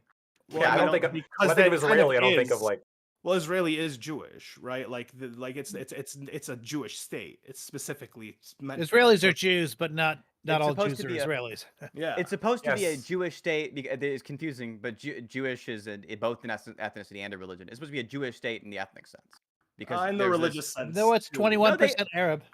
It's the way That's that they true. want to make it a secular state. Like they There's made a it very reason it's clear they intended to be a 21% Arab. secular state. The founders of Israel said they wanted to be a secular state. It's always been a secular Sure. state. It's just filled with Jewish people who happen to It's have a religion, which is also very based on like common. a holy land for the people there. Then they need specific holy I mean, land. there's For- obvious as secular connection, as they yeah. want to claim. I get that Jews aren't necessarily the most religious, but it's not a secular land. It is specifically It's for Jewish. it's an and- ethnic state for sure. Oh. It's an ethno state. Like most Israelis aren't particularly religious, Yeah. but they do sort of identify themselves with an ethnicity. And while they do give citizenship to Arabs, they don't want Arabs to have too much political They power. maintain within a that specific percentage that won't help them. So they overthrow. have a kind of gerrymandering like what we have, although it's racially based, or I should say ethnically based, where even though they're 21% of Israel, they have less than 10% of the Knesset. I think like 8% of the Knesset. And keep in mind, So there's they like don't have representation, even with their relatively small 21% proportion. They don't have even that in terms of representation. And keep in mind, there's like a secular historic reason for specifically that location, right? Like it, yeah, there's a religious aspect to that location, but also there is a historical aspect to it. If you're English, even if you don't have like a religious reason for wanting that specific land, there's like a historical aspect to it. And if you feel really tied to that English ethnicity, you're gonna also feel tied to the location. So, and the reason why I like was kind of trying to investigate this is a hot take. I don't think like Islamophobia is a thing. I think there's like racism towards Arabs, and there's racism towards like Indonesians, perhaps. Like you can be bigoted towards certain ethnic groups, but like disliking a religion or disliking a political ideology, just to me, like a phobia never seems to be the appropriate word. Mhm. And we don't do it with really any other like That's idea phobia. group. Oh, okay. Well, I mean, Well, I guess you would say that's that gender could- For the record, ideology, Blackwood, so I- maybe. but like no, like Christophobia is not something that I hear too often. Mhm. Like Nazi phobia, libertariaphobia. Like I Yeah. mean, we could like get like really into it. It's like, well, libertarians tend to be like white men, so therefore it's like racist against white people to shit on. I mean, like you can start It's going down also these lines. ableism to make fun of libertarians, I think. Yeah. Anyway, so So I do think I think the word Islamophobia just means racist to brown people and not black people specifically. I think it's a specific racist towards. But you have brown people, and homophobia, you have transphobia. I mean, Mhm. it's used in other contexts. I'm well, it curious, is. Ali, Yeah. because you mentioned that you view some of the legislation, I think, in France as Islamophobic. Do you take the same view of like Quebec often gets the label of like xenophobic because we have legislation of like public sector workers. There was a ban on public sector workers wearing religious symbols, and that obviously includes like headscarves, burqa, whatever, hijab, and a lot of that was viewed as like targeting Muslims. Do you view that as like Islamophobic? So it's just like a weird way to work around, right? So like how many Christian women wear like headscarves like nuns, right? How many Christian politicians are wearing like big crosses, right? Like there's really no normal way for them to like identify unless they're just wearing a t-shirt with a cross. Which politicians aren't really doing that. So it does seem like, hey, we're gonna make this ambiguous to everyone, but it really only seems to affect one group of people specifically. And so, would like, agree. yeah, I want- it's not inherently I- Islamophobic, but it. I really undertones, right? want Aiko to like tackle this because we've had conversations about this. I was hoping you would be able to come back because you've made the point to me how like America is secular and like the French are anti-clerical, and it plays out in like very interesting ways. Yeah. Well, okay. Yeah. So this is the big difference between the American and French revolutions, right? Is that that the French Revolution wasn't secular like the American Revolution. The French Revolution was specifically anti-clerical, which is to say, it started targeting the church. I think one of the great sayings is that the world won't be free until the last until the last priest is like hung with his own entrails or something like that. It's a particularly like nasty form of a revolution, sort of against the church, and it comes on the heels of 400 years of religious warfare that they had in Europe. And the Americans specifically wanted to avoid that. And the way they thought to avoid that was, instead of attacking the church, targeting the church, it decided to create this sort of wall of separation where the church is that the state is neutral with regards to the church. It doesn't care like what church you go to or who you worship. And in fact, Islam is specifically mentioned by Jefferson when he talks about the Mohammedan, which is what he was referring to as Muslims, and Jews and Christians were all included in these protections. And so that's very different, right? Where the state is sort of this neutral arbiter that doesn't take any sides when it comes to religious belief, as opposed to the French Revolution, which was specifically wanted to attack the church. And you really didn't get peace in France for like 150 years after that, yeah, until eventually, like after you get, or actually more than 150 years. Eventually, you get to post World War II. Liberal democracy finally starts to take seed throughout Europe, and the American Revolution sort of that idea of secularism, that experiment, became successful. Like, we failed in a lot of ways in the 19th century, but not in this regard. Like, our secularism sort of really sort of solved the problem of religious warfare, at least in North America. And you were And also then making the they start point spreading that. of like specifically and hold on before I say what I'm going to say. B-More, thanks again for the resub, your Prime Gaming resub. Thank you, and for gifting us up to Z somewhere. Really kind of you. Thank you for being a great friend. I hope you're doing well. I miss you, and hopefully we can hang out in the future. Again, we should like VC or something. You're a great guy. But anyway, Aiko, you were you made, because I remember having this exact conversation with you about like the headscarves, right? And you made a Right. point about like how that law is actually applied. Well, yeah. So that's why the France, like, feels comfortable like making these attacks on individual religions in the way that it does. I think today in the 21st century, it is hitting Islam like harder. I think part of it, the reason why there is such a separation is that in France, you really like your Frenchness has a lot to do with your ethnicity in France as well, even to this day. And so I think these bans that are happening in part are because they don't really do secularism in the same way, or at least historically they haven't, and also because they have this tradition or whatever. They were a colonialist. They settled all these areas, like especially in Algeria, where because the French were going there and settling, that gave the right to to people in those areas, like Algerians, to come to France. And then when they came to France, they weren't accepted. They didn't have that sort of melting pot tradition that America has. And so if you look at Islamic communities in America versus Islamic communities in France, they look very different, because there's more of an opportunity to sort of blend in with the population here, and they're treated like as separate or other over there. And I think the way in which France like has this hostility to religion just sort of generally and their tradition feeds into that. Did you also say that, I'm just trying to remember our conversation because we had one specifically about this, that in terms of the implementation of the law, it was like they actually were banning other religions from um having religious symbols in general. Yeah, I mean, I do remember reading articles about like how you couldn't wear like crosses when you go into certain like in school districts and stuff like that. I mean, That's in Quebec that's too, kind of moved around. Oh yeah, there you go. Well, which see, has and French Quebec roots. is French. Yeah, exactly. Yeah, there that hostility to religion, like, it comes from the French Revolution. Yeah. Although, you know, one of the arguments that's put forth that Quebec is more Islamophobic or xenophobic is like, yeah, when our legislation was passed of like banning religious symbols for public sector workers, but that did not stop.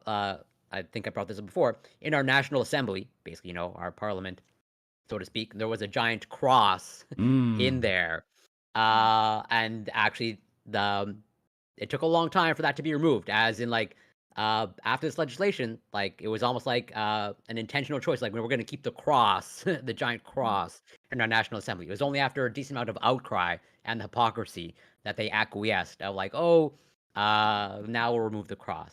Where, yeah, uh, the explicitly anti-religious maybe less so in Quebec. I'm not sure. I go back and forth on this. By the way, Fairy Queen, I saw your hand up earlier, but I don't think you got a chance to jump back in. Oh, Do you, sorry. do you? Yeah, I wanted to come in, and I think that Ali is both right and wrong, and I think that Syntha and Lactoid, and I don't think that you said anything, Corey, but I think that like both of you are also both right and And wrong. nothing of substance. I agree. It's okay. So, Yeah, synth is the wrong They part on half the right agree. part for sure. Yeah. well, I think that it's true that like I would disagree that just criticizing Islam like necessarily is a racist thing. Like I don't think like it's wrong. Like I don't think that like No. that's true. And I also don't think that and I also would actually agree with Synth that it is important to criticize religion. I do think it's important to be able to mock and to make and to and this is the part where the disagreement is going to come in. I am not sure entirely if like the problems like the what if what Ali is saying is necessarily unique to Islam. And I would caution like people like entirely disassociating like the political significance of like the faith that you follow.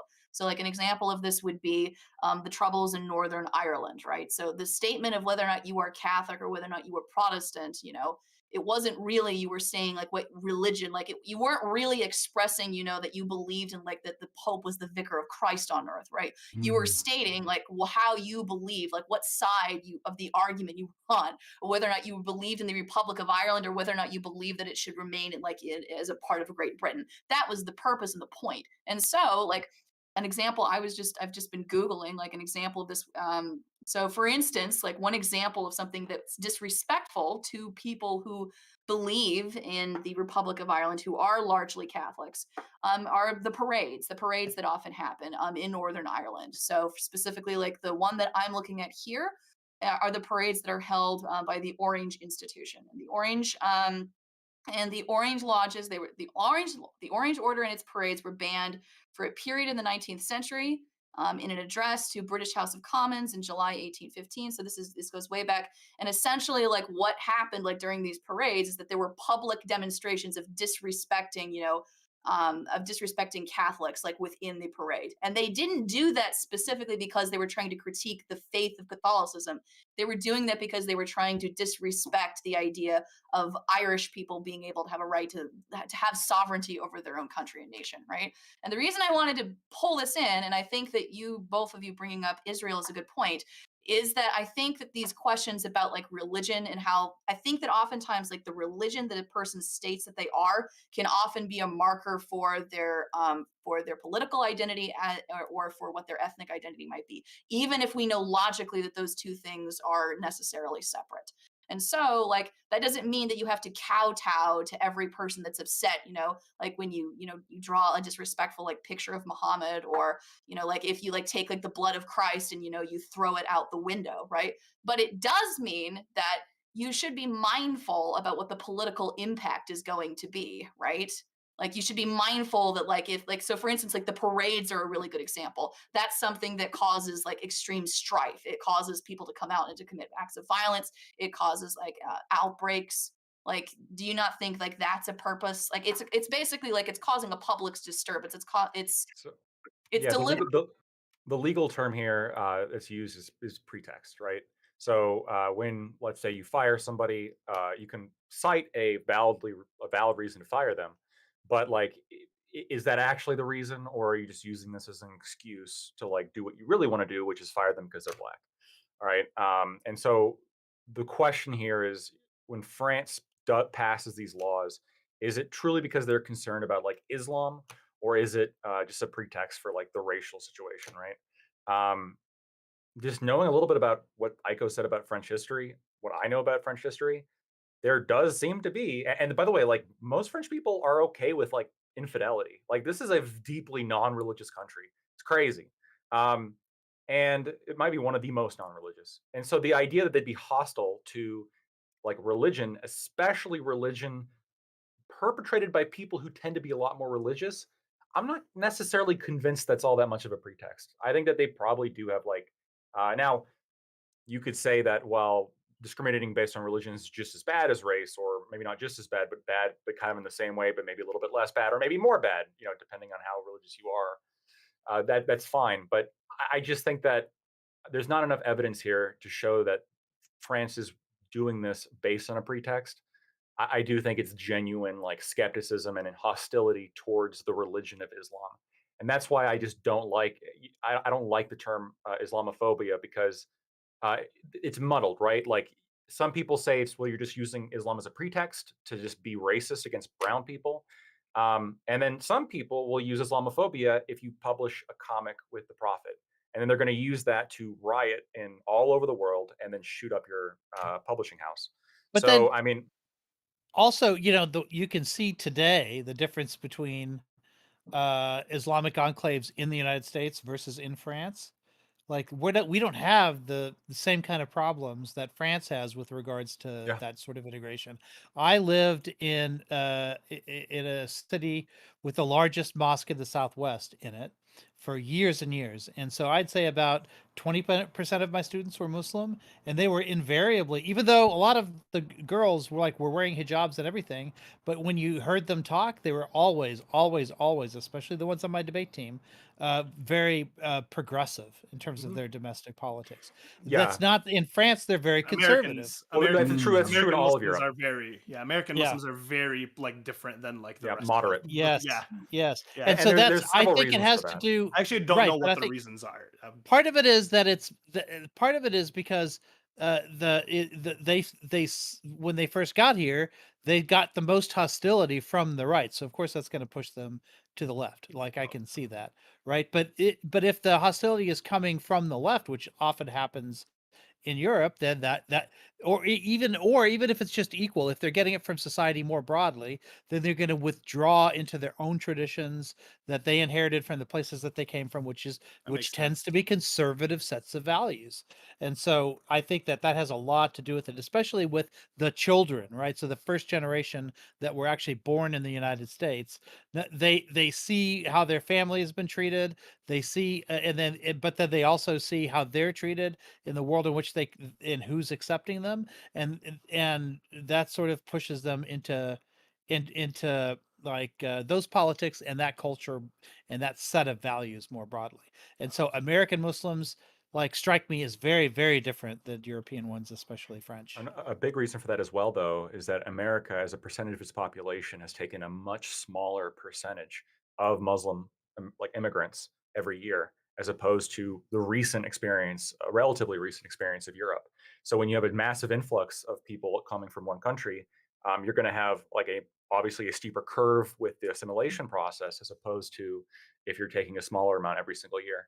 It's also a hypothesis as to why. Well, in France, it's not particularly new, right? Because their North African settlements are why they have such a large and they had Lebanese. They colonized Lebanon for quite a time after the Ottomans. But then what would the argument be for a city like Dearborn, which is predominantly Muslim, kind of a big influx of people? It's literally, I mean, things are written in Arabic, but we still have the same moderate thinking.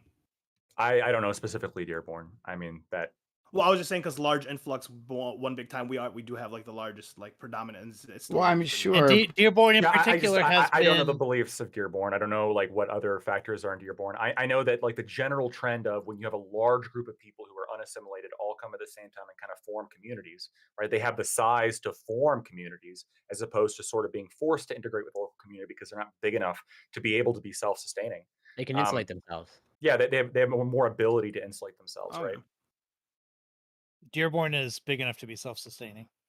Yeah. We kind of do. We kind of do.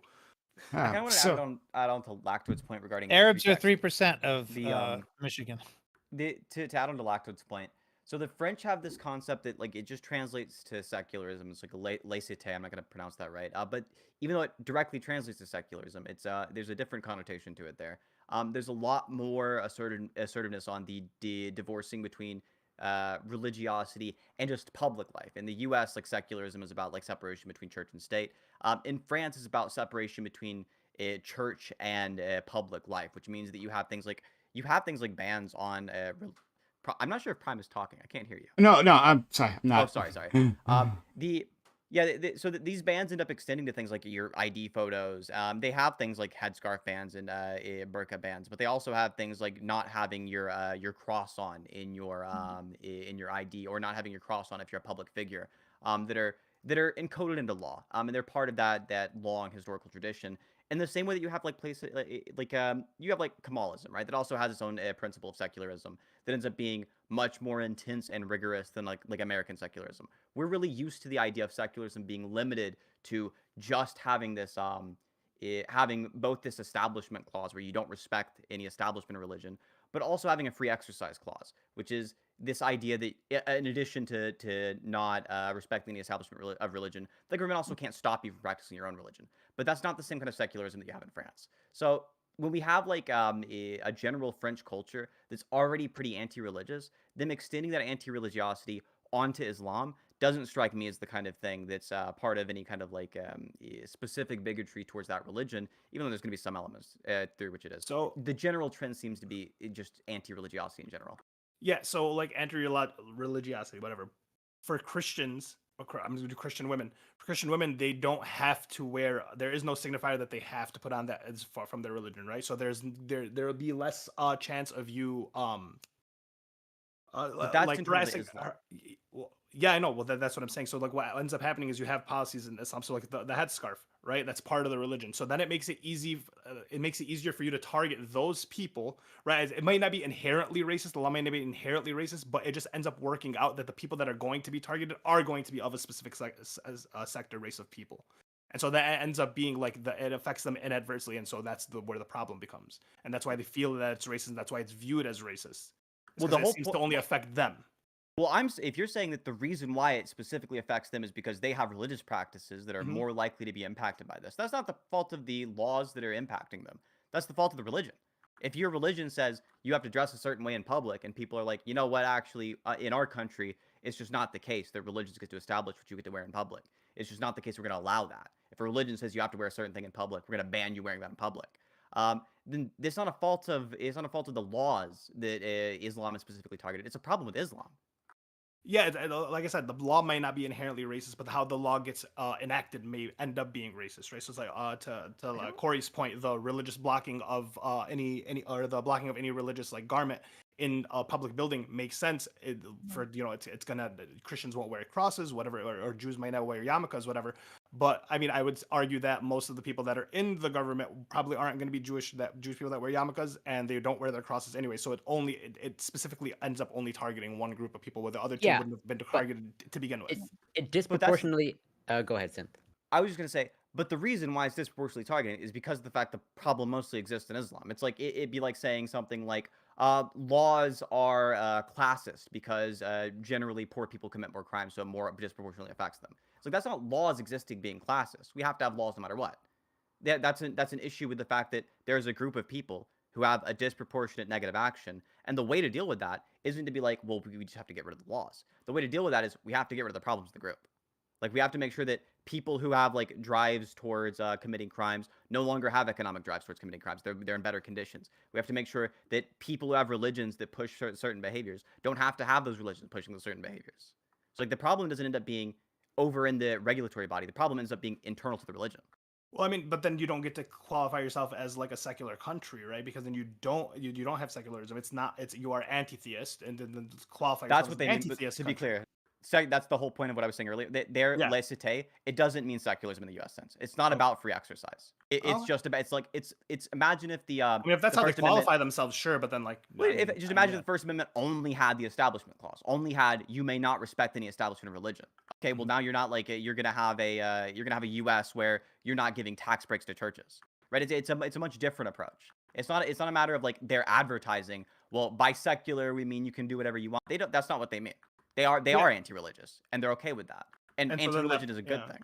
So then, Yeah. well, like that would push my argument that like Islamophobia would just end up rising. The Islamophobia ends up translating to just a hatred of the people of the religion, and so the people of the religion, like, I have no problem with the criticization of the religion, Fairy Queen, just so we're clear.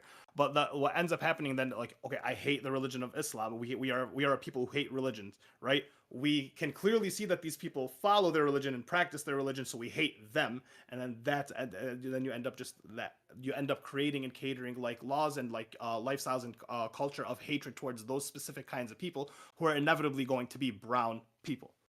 There's a That's that, phenomenon yeah. where when being hostile to a thing kind of makes the thing more powerful. So in America, rather than being hostile to religion, we just kind of ignore it, right? Like you do you is the philosophy, right? That's ultimately what secularism is the what synth that distinction that Synth made between the Establishment Clause and the Free Exercise Clause is like perfect example.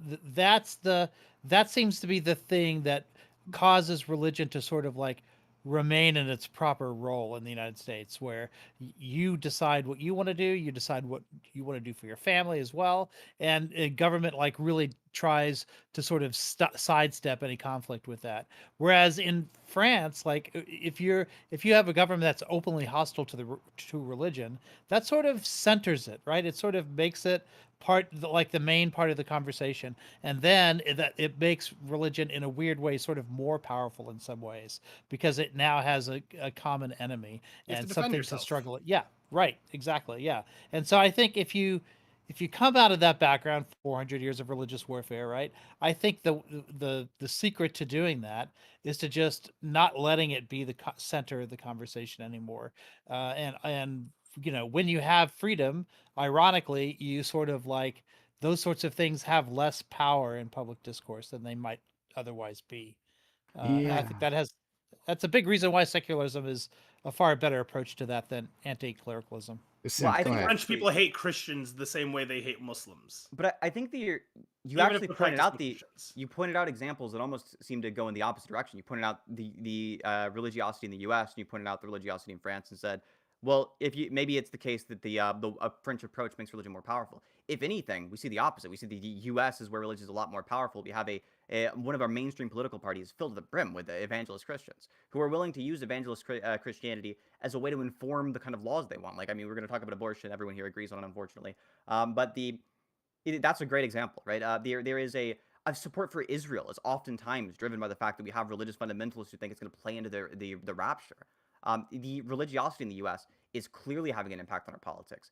In France, it's the case that you can, yeah, it can be the center of attention. But if the center of attention comes along with some kind of shame, then it doesn't seem like it's the case that makes it stronger. It seems like it's the case that it makes it the target of more criticism. Yeah, I do think it. I do think religion is strong in the United States in the sense that you're talking about, right? I just mean that the battle lines aren't necessarily drawn along those lines. So we're not having like big fights over whether or not you're allowed to practice your religion in the United States.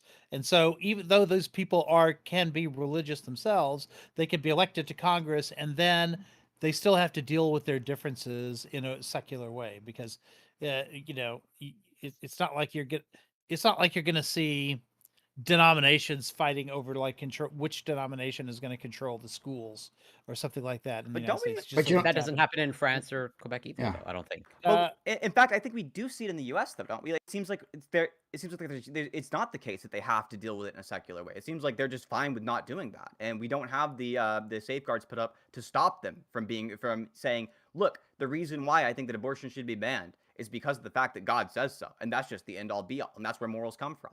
It seems like we have more of an issue with that than we have much more of an issue with that than France does. But we have a larger issue with that than even it's fair than even makes it fair to call to just say like, well, they have to do it in a secular way. It seems like they don't. It seems like they're fine with doing it in a very clearly religious way.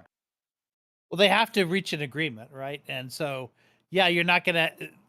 I suppose what's happening in the United States is people are now calling themselves Christian rather than identifying with specific denominations, and so that's sort of allowing them to unify in a political way that like hasn't been possible in the past. So I take your point there. But really, the reason we have the wall of separation here was because denominations were like Yeah. with Jefferson, the ladder to the Danbury Church, to the Danbury Baptist or whatever. They were afraid that their kids would be like raised as Anglicans, and they didn't want that. Those are the sorts of fights that we don't really have in districts, like that interdenominational stuff. Yeah, that's There certainly But true. I mean, the but I origins take of Corey's point that that's not happening in France either. Yeah, I mean, and to be fair, like even the reasons why we have the origins of the of secularism in France does end up being like you're very clearly already familiar with like the history of conflict with the Catholic Church. Um, Right. Denominations and conflicts between denominations. Those were a lot more common in the past, obviously, because people didn't have this unified Christian identity. But also because that was kind of the only religious groups you had in the country, right? Like in the U.S., you didn't really you had like the rare deist here and there who'd be like in office or something, but generally most people were Christian. And it's not even like most people now are Christian, but basically everyone was Christian. You could come off with the Yeah. assumption that anybody you're talking to is going to Jefferson anticipates this when he says the Mohammedan and the Jew are included in those protections, Yeah, even though we didn't have a lot of Muslims and Jews at the time. But it was conceptualized that it would protect them just as it would protect all of these other denominations. But I would argue that in France, at least, the focus now is more on Muslims than it is on Christian denominations for just the reasons that Ali was talking about. And so that approach, that anti-secular or anti-clerical approach that France historically has had, is now being turned onto Muslims in a way that I don't think is happening in the United States, at least with regards to like the government itself. Like No, but culturally among the people, it's a different story. But I think Quebec and France are just more aggressive in trying to like. I think what you overall observe is like a clash in values. Of like I think there's not that all of Islam is the same, but I think there's some fundamental clash in values that occurs that like Quebec and France are more assertive about. Like, we're trying to like sort of like beat you into submission of like you're either going to sort of conform or not.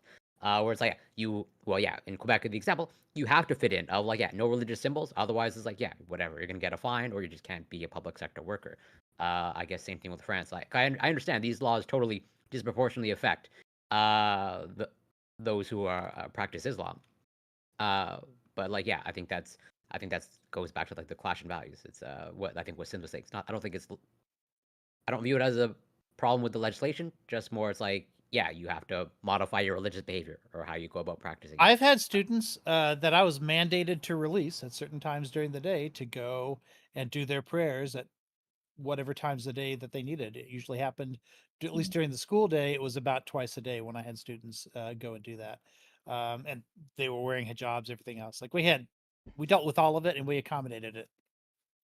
And you taught in the U.S. You're saying? Yes, in the U.S. Okay. Yeah. Mm-hmm. Yeah, I mean, right. What it's important to note the cultural difference here, right? Like in the U.S., we are still a majority Christian nation. France just recently they no longer are majority Christian. In fact, they are now majority atheist.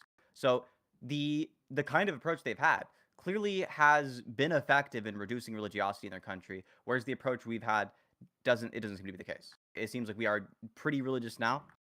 France is pretty irreligious now, like shockingly irreligious. Yeah, hold on. But okay, so I've been listening to you both, and what you guys are talking about is fascinating. And I also didn't get to say before, FQ, like your point about the Catholics and Protestants, that was super insightful. Thank you for that. That was a really great point. But what Cynthia Nafanaiko is saying now is really interesting, and I'm like going back and forth, right? Like I'm ping ponging back and forth as to like which side I'm for. But I think just there, it showed that maybe you guys aren't talking about the same thing, right? So like Synth, what you were talking about just now was reducing religiosity, right? And what Aiko, he was just talking about like a lack of religious strife, and like and if you look at it that way, you can see that maybe the U.S. is, and I'm still not sure about this, but the U.S. might be better at integrating people, and so we don't have these like denominational battles, in the same way you might have in other places, and we don't like push people back into their religion, saying that like because you can't practice this, then you've become this. You have like this insulated thought process. Now you can have that any which way, but not because society is saying that you don't have the freedom to interact with everyone else, or like express yourself at the very least. So like, I think you guys are slightly missing each other there. Would you agree? I think so. Yeah. Hearing that and keeping that in mind, it's I think that if what we want to do is reduce the level of religious tensions, I think that you can do things that'll appease both groups, but long run end up giving these groups more power. Long run, the appeasements to these groups end up meaning they're gonna have more of an impact on politics. And when they can start importing their religious ideas into politics, you start to have really harmful policies that neither of us are on board with. You don't see those at the same level you do in France, or sorry, you don't see those at the same level in the U.S. as you do in France. Clearly, the U.S. has even if we can appease the different religious groups and make them get along together, making them get along together also means that then they can have they can make a negative impact on people's lives. That is the entire problem with religion to begin with. So then when you wait, hold on, wait. So are you arguing that the French people are like happier with the way that their religion is ran? I mean, or their government is ran, or not? Because like I feel like they protest quite a bit, don't they? They oftentimes protest. I think it's a healthy part of a government. I think it's good that they protest and are as aggressive with the protesting as they are. Super aggressive. I wish the U.S. would get on board with the level of aggressive protesting, Civic and engagement. Yeah. I mean, it'd be really good if it was the case that the U.S. was able to like brace itself for like a general strike every 10 years or something. We don't have that kind of action though. Because like if you're creating all these tensions and then enough Muslims get together and then they start protesting in a way that that you're recommending, like the farmers are doing, where they're literally pouring manure outside of people's houses and stuff, wouldn't that stand to say that it like them being anti-religious and anti-theist makes it worse for them because the tensions are higher, therefore the people are going to revolt more and have it be cyclical, versus like having us be integrated over here where it's like we're not over here doing shit, Muslims are kind of just chilling. I'd much rather people be revolting and pissed off in their country than having laws passed that tyrannize them and enforce awful legislation on their lives. I'd much rather it be the case that they're pouring manure outside of the doors of politicians than it be the case that politicians are forcing people to not have access to the healthcare they want or not be able to have abortion when they need it. Corey? Oh. You don't have to deny the healthcare or anything, but you could just have a government where it's just like, hey, you're allowed to practice and do whatever you want. We're not going to create tension with the people, and you can still have your healthcare out there. Well, no, we have to keep in mind we're talking about like not what is our ideal state of the world. I'd rather it be the case that everyone just gets along. But we're talking about what these kind of policies do in reality. In reality, if you do those appeasement policies, and you allow this slow encroachment of religion, you just end up having a major political party which is highly religious. It doesn't have to be an encroachment of religion, just allowing the people to have the like access to their religion and practice how they see fit. So like the way we have it here is like you come, you practice, you do whatever you want, and if you decide to join politics, you have to play politics even if you're religious. Even if you have a religious view, you still have to play politics. So you don't get to do like too much change based off. But you only have to do politics with the people who exist in the country, right? So if it's the case you're doing politics, then part of doing politics is it being appealing to your base. And if it's the case that you're already a very religious organization, then appealing to that base means appealing to their religion. So it doesn't just this is kind of the issue with like having both both the establishment and the free exercise clause. When it comes to free exercise, it's really ambiguous where we draw that line. Like for example, is it the case that we say you can have a little time off from school every now and then to go pray? Right? That seems like free exercise, but it also seems like we don't want to say it's free exercise to say like, okay, you can like sacrifice your dog. Oh yeah, we probably put limitations onto what. Yeah, okay. Lacto and I are both in favor of sacrificing the dogs. No, let's go. Wait, I actually legitimately have a question. Like, I know that like it seems intuitive that wouldn't be acceptable or that wouldn't be allowed, but I'm genuinely curious if it was actually a part of somebody's religion to sacrifice an animal. Like, is that something that like would not be legal in the United States? Yeah, so for Muslims they do There have been laws about they it. do a slaughter for Eid. There's Eid and typically you slaughter a cow. One of the cities in Michigan, Hamtramck, actually just was legally allowed. Like you can do it in your garage now. You can buy a cow and slaughter in your garage. So the typical the rule, there was a lawsuit about this where it was about animal sacrifice. And I'm pretty sure it was in Florida. And the current law is freedom of religion applies to thoughts and but doesn't necessarily apply to practices. Otherwise, you get into some ridiculous territory of like, well, it's my freedom of religion to kill children or maybe too on the nose with the abortion discussion. But you could argue that potential position. But there are some weird examples in American law where statutes have been made that do give arguably like some like religious privileges. Peyote is one of the biggest examples I can think of, where generally speaking you can't go get and smoke peyote, but certain people can as long as they're using certain religious reasons. Um, so I mean that has to be statutory. Like there's no right to necessarily go out and do a religious practice.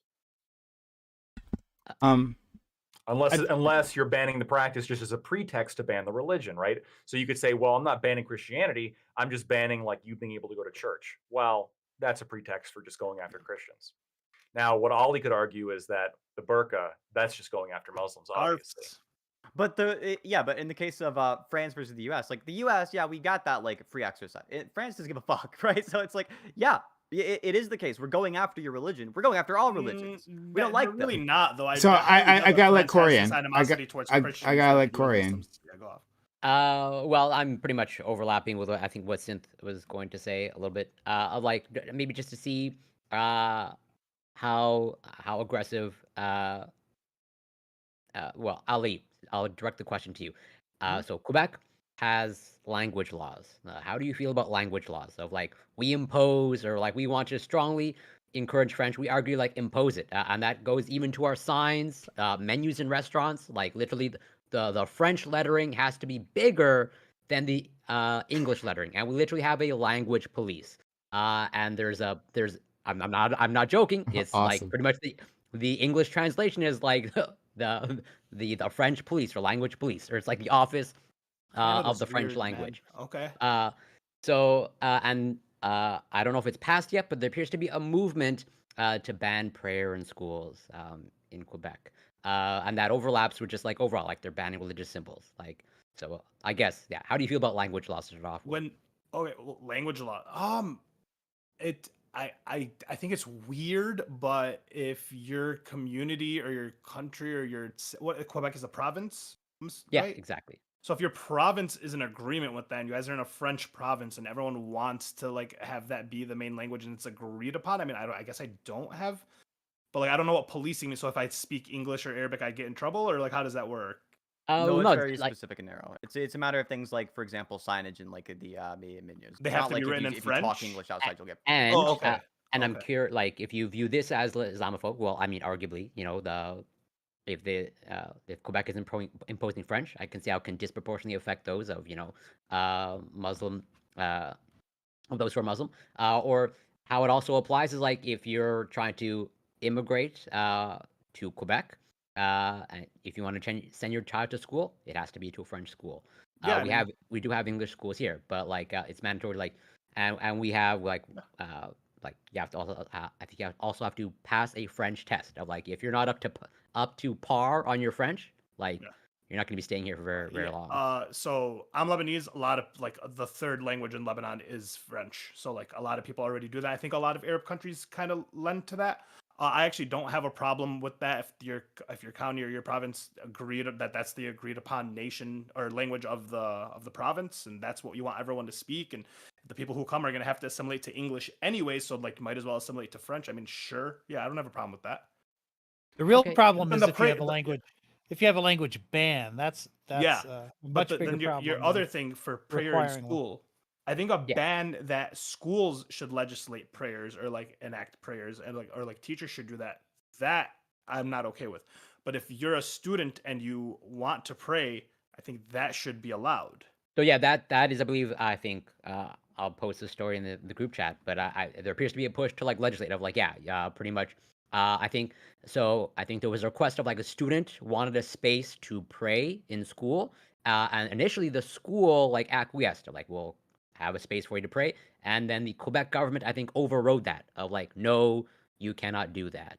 You don't need a specific like a place in the school specifically just for prayer, no, but you should be able to like go pray somewhere, like the auditorium's empty, or if there's like teachers' Well, I lounges mean, empty type shit. I don't know. I'm fine with the space because because you don't want to like have to deal with other students, or like might be even harder because then you have to just run around like, where can I find a quiet but then space you're to do mandating this? schools build out specific rooms for That's people that fine. are like a hyper minority of people that are praying. I Yeah, get why. they yeah. would ban it. But I was going to relate that to women lactating. That we should have a separate space for them. I don't think they need a separate space. Okay, but If it's provided, it's nice, but mandatory separate space. it should No. absolutely have a separate space for them. That's All right, that's like also the crybaby there's a bunch space. of creeps like me, right? Who are gonna be looking like, oh man. Well, yeah, but like if a person, if a creep is looking at you or something, it's who cares, right? If you don't give a fuck, They about care. It, no, they clearly don't give a fuck. if they're willing to whip their boob out in Yeah, public, if they're they don't doing give it a in fuck. public anyways. they No, already no. know people are looking. So it's Are you weird. guys? Are you serious? It's weird that It's you're, a it's weird that modesty you're staring at argument. tits. It's a weird modesty that you're- argument. People want them to be modest. It's not that, oh my god, I Yes, see exactly. boobs. So it's the you other want way them. around, yeah. You're imposing modesty onto No, people. no. It's not your post. No, okay. I think maybe we're That's disgusting. we're- Come we're- on. I Hold get on, the I- intuition we're talking past each other. Yeah. yeah. I think we're talking past each other here, Oh, right? sorry. So You're saying having those optional, right? Just so you can go do it if you No, want he. to. Oh. yeah. So what? Okay, yeah, I'm fine with that. Oh. Yeah, to be very clear, I think they should have a separate space. If a woman wants to, Okay. use that space, and great. If she doesn't mind doing it in public, I mean, that's fine, whatever, right? Does it have to go in every single building across in America? Does every building have to have a prayer room and a birth? So, hold on, let me answer the question. Yeah, so We like could the just combine the legis- two. No, you. so the legislation that was pushed, and I think it was passed, and I believe it is passed, is that like basically this is like for workspaces of a certain like amount, right? Like if you have like a medium-sized business or something, right? Then you have the facilities to be able to set a separate space. But like if it's a small business, like if it's like a convenience store, and then you might be able to like use a closet in the back or some shit, But yeah. So I think we were talking past each other there for a second. But I had to say, like, this conversation, especially the whole thing, but I really loved what was happening with Synth and Ferniko here, because like this is one of the few times, especially in religion, that I'm actually torn. Like I'm actually torn. To be clear, like I'm anti-religious. I'm very much anti-religious. My friend Aiko knows I'm anti-religious for our conversation, certainly, right? But I'm not pro-religious oppression, right? So like I would never stop my friend Aiko from being a Catholic or anyone else, right? And I don't want them to like feel oppressed, right? I want to discourage like further entrance into the religion and like to denormalize it, right? Especially within public life, right? Like certainly in public life. But I don't want to cause like tensions. It's like the culture, right? That Fairy Queen was talking about, like that the culture is being attacked, right? And then so my identity is being attacked, and then that I think that works against even what I want, because then it causes people to fall back into it. And so like now I'm like considering like what is the better path like for my goals. Is you have it less religious Muslims in America and less religious Christians in America than you do in other countries? Eastern European countries are more religious in Christianity. Muslim country or Arab countries are more religious with Islam. Yeah, but I think what Sith was saying, I mean, he was spot on in that, like, you guys also don't have the Republican Party, right? Like, and the Republican Party is, like, a unique organization. Like, in like, the industrialized world, it is certainly unique. So many reasons why, like, when the world looks at us and our broken politics, it's due to our relationship with religion and politics, right? That politicians can freely state insane things, religious-based things, and push those values, and it causes America to act in fascinating ways. But like, one of the big reasons, not the only reason, but one of the big reasons is because that we just normalize these things. So, yeah, Or you're tolerating it. You just Or But just that's less isn't tolerant. that aren't those the values of like the people, right? If the people are allowing it to happen, then the people are okay with it. And those are the values of the people. Like Synth was saying that 41% of France is atheist. No, 51%. It's the majority. 51%. Yeah. Okay, so like the majority. So very then it new, makes, very new news. But it is Yeah. ever recently they've become a majority atheist, minority Christian nation. yeah. So right now everyone would be arguing that the sentiments would like not be Islamophobic. It's just anti-religious completely. But because the sentiments in America are like this is a Judeo-Christian country, right? We view it It's that not. way. I know it's It's not, not. but it's definitely like that's how it's viewed, and that's kind of how people act towards it. But especially that's politicians that but are people running can for say government. that. People could just like just make up the history, Well- right? And they could just say that because like because the values of the people are that. yeah, is a religious yeah, country. because This there's is kind of a criticism of democracy, I think, Yeah. somewhat, right? Like we don't like the idea that the majority of America is religious and they're going and voting for religious values. But like if their values I were think it's the maybe opposite. maybe if their values were disagreeable for other reasons other than religious, and like let's say there was like instead of religion, it was like some ideology that like 70% of Americans believed in, and it was causing them to vote in ways because their values were different than you guys may like, then I think you'd probably have the same objection. You'd be like, "This is ridiculous. Here's why this is bad." No, I think it's actually a. I think it's. I actually completely disagree that it's like a strike against democracy. I think the opposite is true. I think the whole point of having constitutions and having regulations like this is because of the fact that promotes democracy long term. So short term, saying something like, "Well, yeah, even though most people agree with this, we're not going to have it," can mean long term people can't vote out democracy. People can't vote in a theocracy. People can't vote out other people's freedoms. It's a pro democracy argument at the end of the day to have a constitution. So okay, that's interesting. So you would at least agree though in the short term, like it definitely acts as an anti-democratic measure, right? It is the guardrails in democracy saying you can be democratic, but you can't be democratic on this because then you're violating this right that we've established in our constitution. Well, I think the issue is just that we're probably using the word democracy in different ways. I think it's a pro-democratic thing, but I think it's anti-populist. It's a matter of you can't just have popular support and call that the be-all end-all. It's also the case that we have a long project, this long-term 300-year project in which we are building up a democracy and we're making sure things stay democratic for the next 100 years, right? You can't vote out somebody else's right to vote. So, well, you can, and I mean morally. I know it's possible, right? well, I Morally, mean, you can't vote. even morally, I think there's some people that shouldn't be able to vote. Now, do I think that you should be like these things should be up to a vote, whether or not certain people shouldn't be able to vote? I don't know about that. Probably not. I think that should be like hardwired in the Constitution.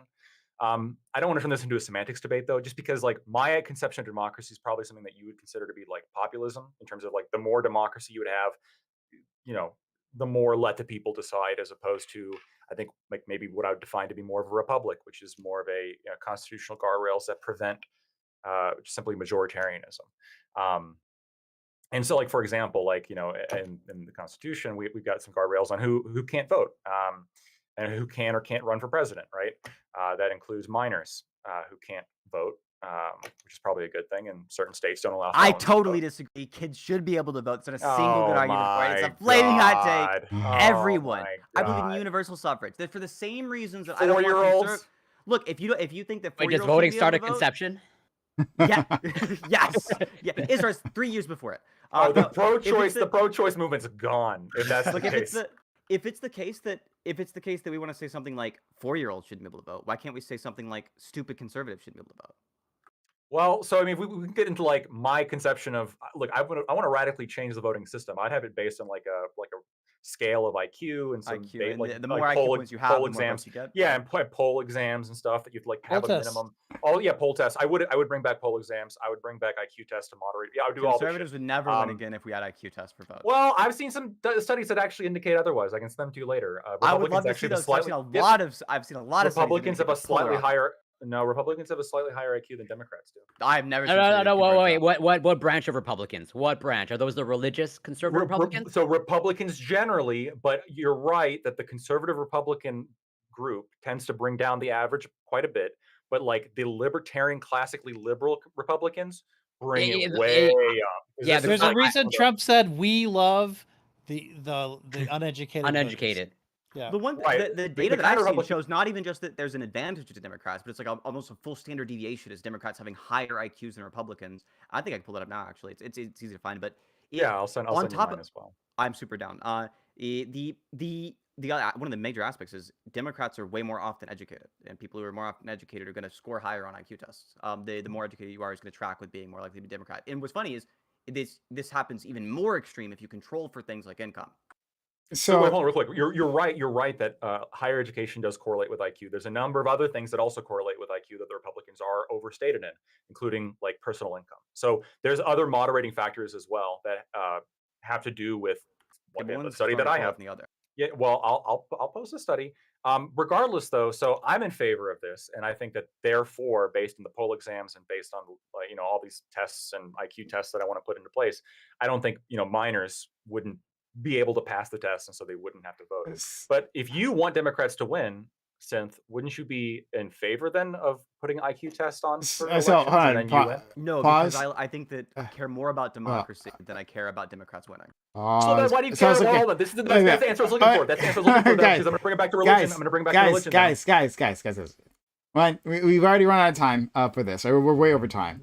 And like we want to get to the guns, right? We want to talk about guns, right? And dead kids. That's fun, right? So let's do that. And I've argued with Lactoid about like this very topic before, about like having kids vote. Synth, I did not know you had that position. Synth is a barrel of fun as always. Synth, will you be around next Monday? Like, cause so my college classes just started back. I think so. But go send me a DM, and I hope if you're doing a panel on should kids vote, and I hope to God that I am definitely able. Really want to do this. I really want to have this fight as well. Oh my God, because we've had this fight before, and I usually don't have backup. It's usually me against the world on this. Men get 2 votes because of the sperm. I just want to make. I really wanted to finish like the last. Okay, fine. One yeah, sentence, sure. So, Synth, don't you agree then? If you believe that you care enough about democracy that even though it may lead to bad results, like Republicans winning, in your opinion, no, that's not that I think whether or not we have a democracy is part of the results, and I think that Democrats winning is just a correlate for good results. If the way that Democrats had to win was to lose democracy, I think it'd be more bad results than good ones. Really? Yeah. Okay. Yeah, defending democracy is more important. I'm trying to like make the comparison of when it comes to like the religious freedom aspect, where it's like we're talking about France oppressing the religious, but I think there's also maybe like a means and an end kind of similar argument here, where like you may reduce the power of religion in France, but like isn't there something like in the same way you're destroying democracy, I suppose, by like in your opinion, you're destroying democracy by restricting certain groups from voting. Wouldn't you also be destroying religious freedom by restricting certain religious practices, like wearing a burqa or? I don't have the. Yeah, I don't have the same kind of. I don't say I have the same kind of view on the impacts of democracy that I do on the impacts of religious freedom. I think that I think that curtailing what was called for like religious freedom in some cases is going to be justified, in other cases not. Would I be honestly? I was going to say this earlier. Putting my ICO hat on and like trying to see it from the other perspective. The biggest issue I'd have with what France is doing isn't to do with religious freedom. It's to do with freedom of expression and freedom of speech. That's the kind of issue that I have with like taking the public sector and be like, well, you can't express certain views in certain types of ways. That I have some worries about. But in terms of like freedom of religion, I don't think you have a right to not have your view pushed into criticism and pushed into like pushed into history. I think that religious ideas should be in the dustbin of history. I think they're pretty bad. I don't think it's the case that democratic ideas have the same issue. So I think they've stood the test of time and very clearly have had positive results. Okay. Yeah. This was a fascinating conversation. I really, really liked it. And this is why I like free discussion, especially when we have like such a strong group. Because we land on like great topics, like organically, and the things that you guys are interested in. So that was like a lot of fun. And it's going to give me like something to think on, really, because like this balance, like what do I want in terms of society, and how would I build it, right? Like, is it by being anti-clerical, anti-religious, or secularism? I thought I had the answer previously, but I really don't. So yeah, thanks for all that. So we're going to go into our next topic. Hey all, if you thought that was as interesting as I did, then consider following the channel. If that's so, yeah, consider hitting the follow button. right? You stumble here and you've been having a good time listening in, hit that follow button. Also consider supporting the channel, sub the channel, gifting bits or gifting subs, usually Amazon Prime / Prime Gaming. On the channel, it's one free sub for you, but does a lot for us. Also, like if because chat was pretty active during that conversation, if all that was interesting to you, then consider hitting a super chat or hype not hyper chat hype chat, yeah, hype chat, and because then we'll read your comment, we'll interact with it, because I know all you guys have a lot to say, so thanks so much everyone, that was really a great conversation. Okay, next topic 2. The parents of a Michigan school shooter are scheduled to be put on trial. Their son killed 4 students and left others injured by the end of his 2021 rampage. The parents bought him a gun as an early Christmas present, but failed to notify school administrators of the weapon when their son showed signs of mental disturbance. So, for that reason, they are being charged with involuntary manslaughter. Are you in support of this prosecution? Should this strategy be used against parents of shooters with similar circumstances? And whether or not you are supportive of gun rights, should we be discouraging youth gun ownership? So, I think a lot of people might remember this particular shooting because of like the drama that happened afterwards with the parents, and like uh, so they buy him this gun, and then the school administrators like first find him like googling online on his phone or something, whatever, ammo, right? And they notify the parents, right? And the parents tell the kid like, oh, it's fine, yeah, don't worry about it, right? You just don't get caught like googling ammo in school.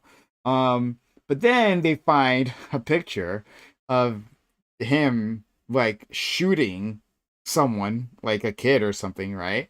And blood splitting out of them, and with like the caption, the thoughts won't stop, like help me, right? And they're like they pull in the parents. Something's weird is happening.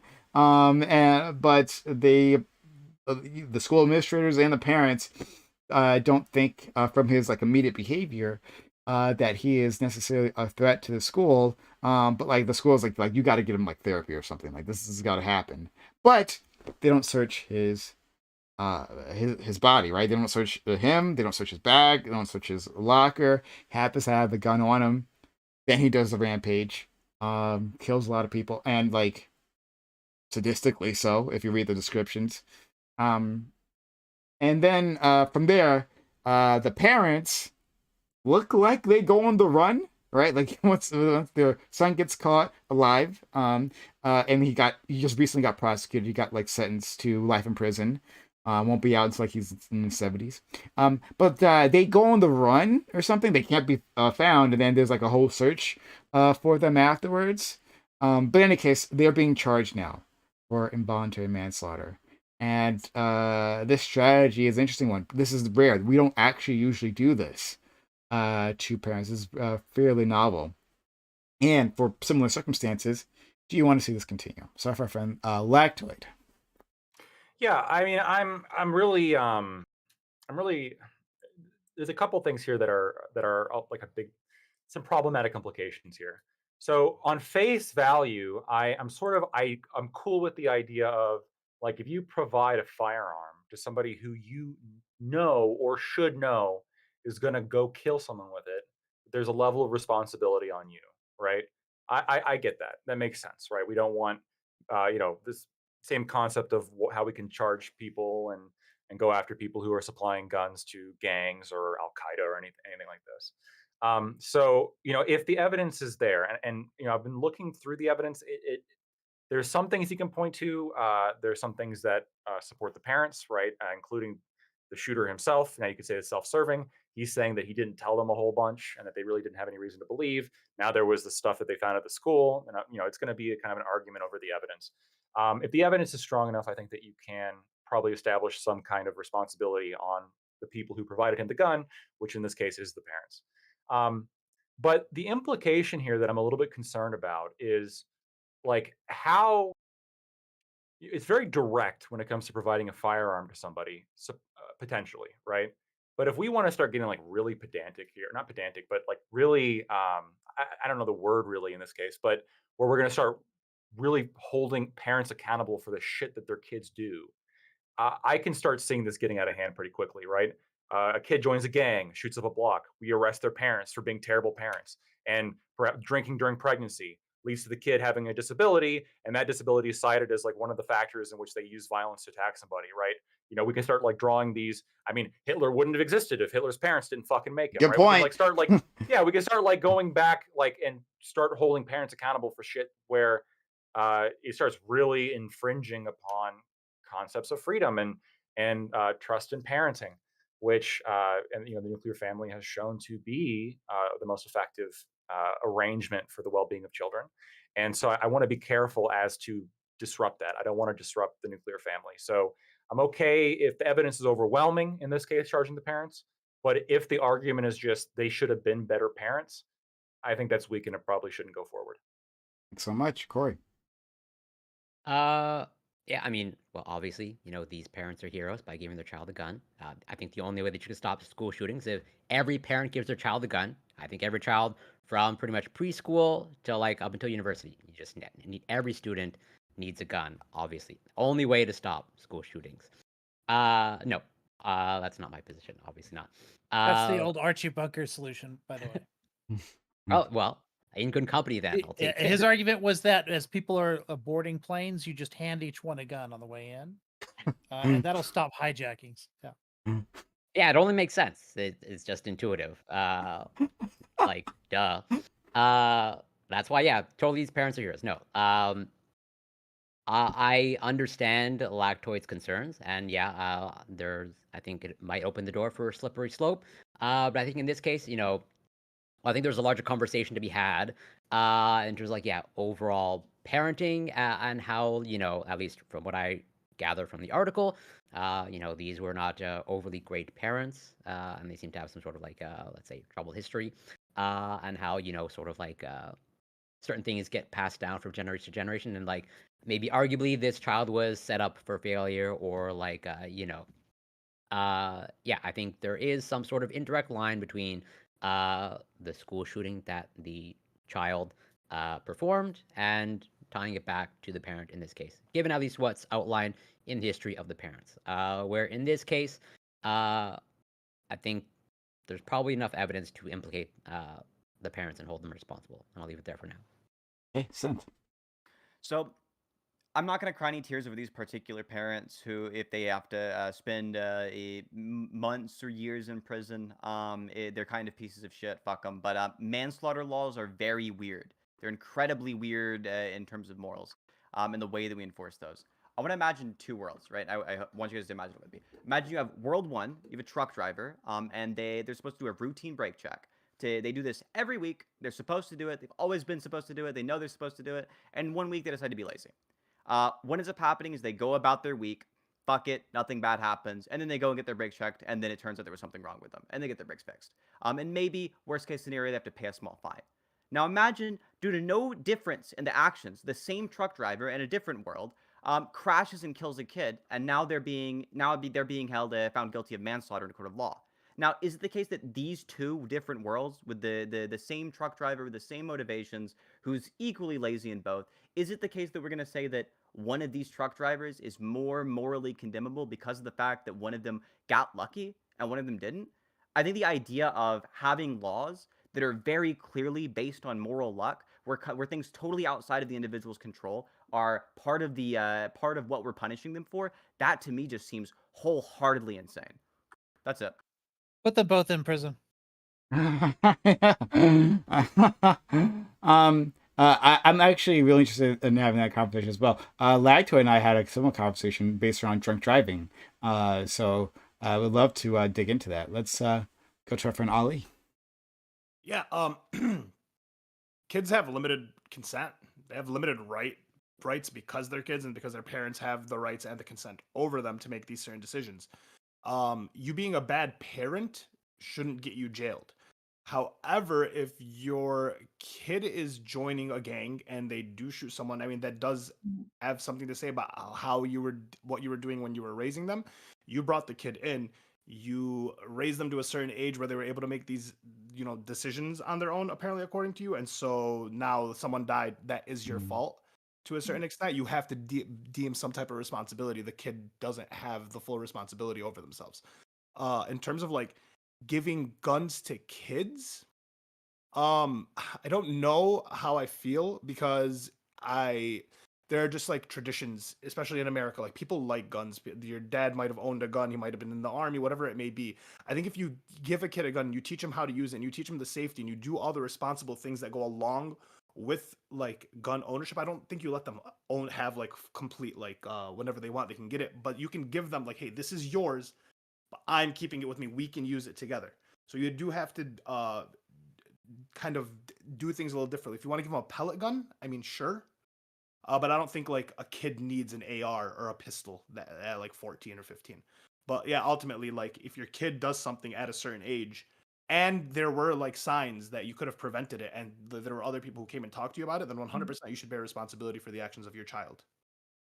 It doesn't need an AR type weapon. Like Clearly, good we old know assault who rifle. here loves freedom or not. Okay, we've gotten that part. Yeah. Let's go. Practically Canadian here. Let's go to Almost. Please don't insult me. I'd rather you be Islamophobic. To Quebec, real Canadian. Makes sense. FQ, please. Yeah.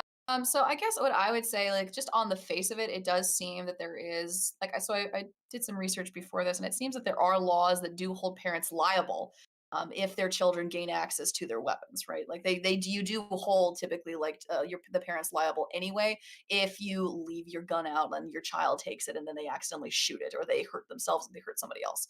So it seems as though like there already does seem to be some precedent to hold the parents accountable if they have a reason, if it's reasonable for them to expect that their child has access to weapons, and if their child is likely to to commit this type of atrocity. The problem that I have, though, and this is going to be something that I want to talk to you, is about the question of reasonability. Like, is it reasonable for the parents to assume that? Was it reasonable for the parents to have assumed that their child, that their son Ethan, would reasonably have taken that gun and would have shot up the school? I understand that that's the contention that's currently going on in court. I found like one article, like one thing that was argued during the trial was whether or not Ethan Crumbley was actually mentally ill. The defense stated that that he had a history of like that there was a recording of a video of him saying that he was seeing demons the night before previously, but the prosecution contested that during the case and stated that in fact their expert witness found no signs of psychosis, found no signs of any severe history of mental illness. And so the question becomes if, and just outside of this case, so if we have if we have parents and they gift their son a gun and their son has never had a history of has never shown any signs to the parents of being mentally ill or being violent, they have no reason to assume that their son is dangerous. And then all of a sudden the school alerts them that their son has drawn some disturbing images within the school. Do we hold those parents accountable for their son then committing an act of murder? I'm not entirely sure that we should. In fact, I think that seems to me that that would be a miscarriage of justice, right? So the question that I want to ask about is: it reasonable? Was it reasonable for the parents to assume that? And let's just assume that it wasn't, that it was reasonable. If it's not reasonable to assume that the parents know, are they still liable anyway? That's my question that I have. Wow, I love that we're very much split on this. This seems it's going to be a great conversation. Aiko, please. I think there's two questions here because there's a question that Lactoid brought up, which is, are you going to prison just for being a bad parent, right? Is it just because they are his parents, which they're going to would going to be held liable for this, right? Potentially going to jail, or is it just that they're the ones that supplied him with the gun, right? If their neighbor had been the one supplying him with the gun, they hold the neighbor responsible for these actions? And it seems to me pretty clear yet that yes, they could. Like if anybody who gives him a gun might be responsible, especially if they're aware of the problems that are going on. So Prime mentioned at the beginning that, you know, about how the thoughts won't stop and the pictures that he drew and stuff, and that the parents were aware of this, that they were brought in. So that answers Fairy Queen's objection as to whether or not they had any reason to believe that this might be a risk. And then there's that text, which is in the article, where he talks about how they, you know, they didn't like something that I had a gun or something, and the parent responded, "LOL, you just have to learn not to get caught." Right, so they're aware of this. They're actively encouraging him to cover up all of this stuff, and they just don't seem to care about the warning signs. So it seems to me that the liability here is at both levels. It's both the fact that they're parents of a son and are aware of the things that he's been doing and that he has a gun, and also that they're the suppliers of that gun. So even if they weren't his parents, they would bear some responsibility. So I think the level of responsibility only goes up if you're a parent. The panel. The pictures were drawn after the gun was given, right? It wasn't like beforehand and then they still gave the kid a gun, right? I just want to qualify something real quick. Yeah. Mhm. Okay, so like then I don't think it matters if the kid gave any like preconceived notions that he was going to do that. Like you give the kid a gun, he's looking up ammo, which is like that's normal for you. You just got a gun, you want to look up the ammo, you want to look up, that's completely normal. The difference becomes the picture that was drawn. Right, I can Mhm. understand the parents being like, okay, hey, maybe don't look up ammo in school. That kind of seems like a little bit normal. The difference is that you have the student, the counselors saying, hey, we noticed that your son has these like weird ideologies coming out right now. He's drawing pictures of him splattering people. He made the tweet or whatever, the post of I can't stop doing the thoughts. Regardless of if he had any preconceived notions, this is 100% something that needed to be looked at. They should have taken the gun away, taken their kid to therapy instantly, especially if your kid is drawing pictures of him shooting people. Like that's a sign right there. Fairy Queen. So I realize this is easy for us to say in hindsight, knowing that the shooting happened and knowing that the fact that he had the ability, but it's very different like when you don't know that that's a possibility. And especially if you've known your son for years and it's never been up until this point that he's given any signs of being homicidal before. That's I a think big it's sign, though. That's not like a no, little I'm sign. sorry. Look, Me getting a gun and then drawing a picture of me okay, shooting people, saying the as thoughts won't somebody who stop. works okay, as somebody who works in a high and who works as a teacher, okay, it's very common to have a lot of students that I'm sorry that say that they're I'm gonna kill you, I hate you, that draw weird pictures in their journals of them I mean, I'm sorry, like I know this is kind of hard to hear, but it's not that it's not nearly as uncommon as you think, right? And then And you don't have so conversations with the parents when you see kids drawing these types of things. I mean, let me give you an example. So I had this conversation earlier, like about a 6-year-old. So this is a real case. There was a 6-year-old who brought a gun to his elementary school and shot his teacher. Now, prior to that, and what the teacher is alleging in her lawsuit against the school was that numerous people, you know, were told and were warned, oh, you know, the boy has a history of being violent, having violent outbursts. You know, he says that he's going to have a gun, that he's going to bring it to the like they thought that there was a possibility of him having a gun, right? Okay. And so the problem that I have with people talking about that specific case is I think like I think that I don't think it's reasonable to assume that even if a 6-year-old has a history of violent outbursts and freaking out and says that they're going to bring a gun to school, that a 6-year-old is actually going to go in the middle of a reading circle to take out a pistol and to shoot their teacher in the middle of class. I don't think that's reasonable. I Well, wouldn't say that the administration I wouldn't say that well, I wouldn't say that the administration was reasonable. I don't think that that's something you would reasonably believe, right? And that's the question with this case. Is it reasonable to believe that? I don't know that it is so necessarily. the difference is that you don't assume that a child has a gun. The difference in this situation specifically with the person is that they did know that their kid had a gun. So you gave your kid a gun, he got in trouble for looking up ammo in school, and then he draws these pictures. You have to take action. And even with the 6-year-olds that you're talking about in your class that are drawing like weird fucked up pictures, you might not assume they're going to come to school with a gun the next day. But however, that doesn't mean you don't have a discussion with the parents to see if there's any actual issue. I'll give you an example, right? Like as far as the picture thing goes, again, like as I stated before, kids say that kind of stuff all the time, right? So if there's a kindergarten teacher and she has a 5-year-old boy, and the boy is drawing a picture of Captain Hook severing off the head of Peter Pan and is showing like, I mean, and That's like, different. That's different than me but what drawing I'm a picture of saying me is, shooting someone and I can't stop the so thoughts. if I have a goth kid in 5th period who is drawing pictures, of Edgar Allan Poe and writing poetry, like, am I supposed to pick up the parents and am I supposed to immediately assume that this is a problematic child, that this person is about to commit homicide? If Like, I they're don't posting things that like I can't have the thoughts one won't stop, picture and in a hol yeah, and then that's L- something telling you should my have a friends conversation with a doing parent these about things. 100%. let's go to Corey Lactoid, and then Aiko. Santh, I'm not sure if is your hand up. Okay, all right. It's Like chill. you're you barely see you, I motherfucker. know. I keep like melting into my chair. Yeah, It's His just handle is that's in the amazing. chair. Um, Just but, happens. I'm being sent right now.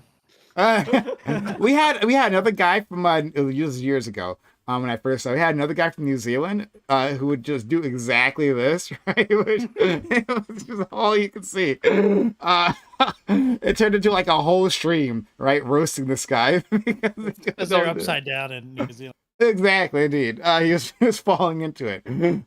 Corey. Yeah. 2 questions, one to Fairy Queen. So, correct me if I'm wrong, Lactoid, but I believe police, I think in some locations, like they take online threats of school shooting like seriously. So, Fairy Queen, do you think that's reasonable? Like, do you think now from moving forward, if it's reported that hey, this kid in a video game, as part of a video game discourse, they're making threats of school shootings, should police ignore that? Is it reasonable for them to ignore that or take that seriously, in your mind? If they're actually making threats of school shooting, I think that is something that you have to take seriously, unfortunately. Didn't But, so like, we're not correct me if I'm wrong, but didn't you say that like you receive like death threats or I'm gonna kill you from some of your students? So you don't No, take no, that I don't serious? no, that's not what I'm saying. What I'm saying is it's not uncommon for students, like, to get into fistfights in school, for students to have behavior problems, and history of violent behavior that could literally mean a 5-year-old who is on the spectrum, who is screaming and kicking and crying and needs to be taken into an isolation room for 5 minutes before being brought back into class, right? Like, I don't know, like, what that like, it's easy to assume that means, like, extreme Well, violence. You don't know necessarily what the that kids means. joke about whatever performing shootings, even school shootings, like during video games all the time. Like, so how do you like yeah, why not ignore that then? Just as you would ignore the violent behavior in children. Well, because it's specific to school shooting, that's why, and then that's my reason.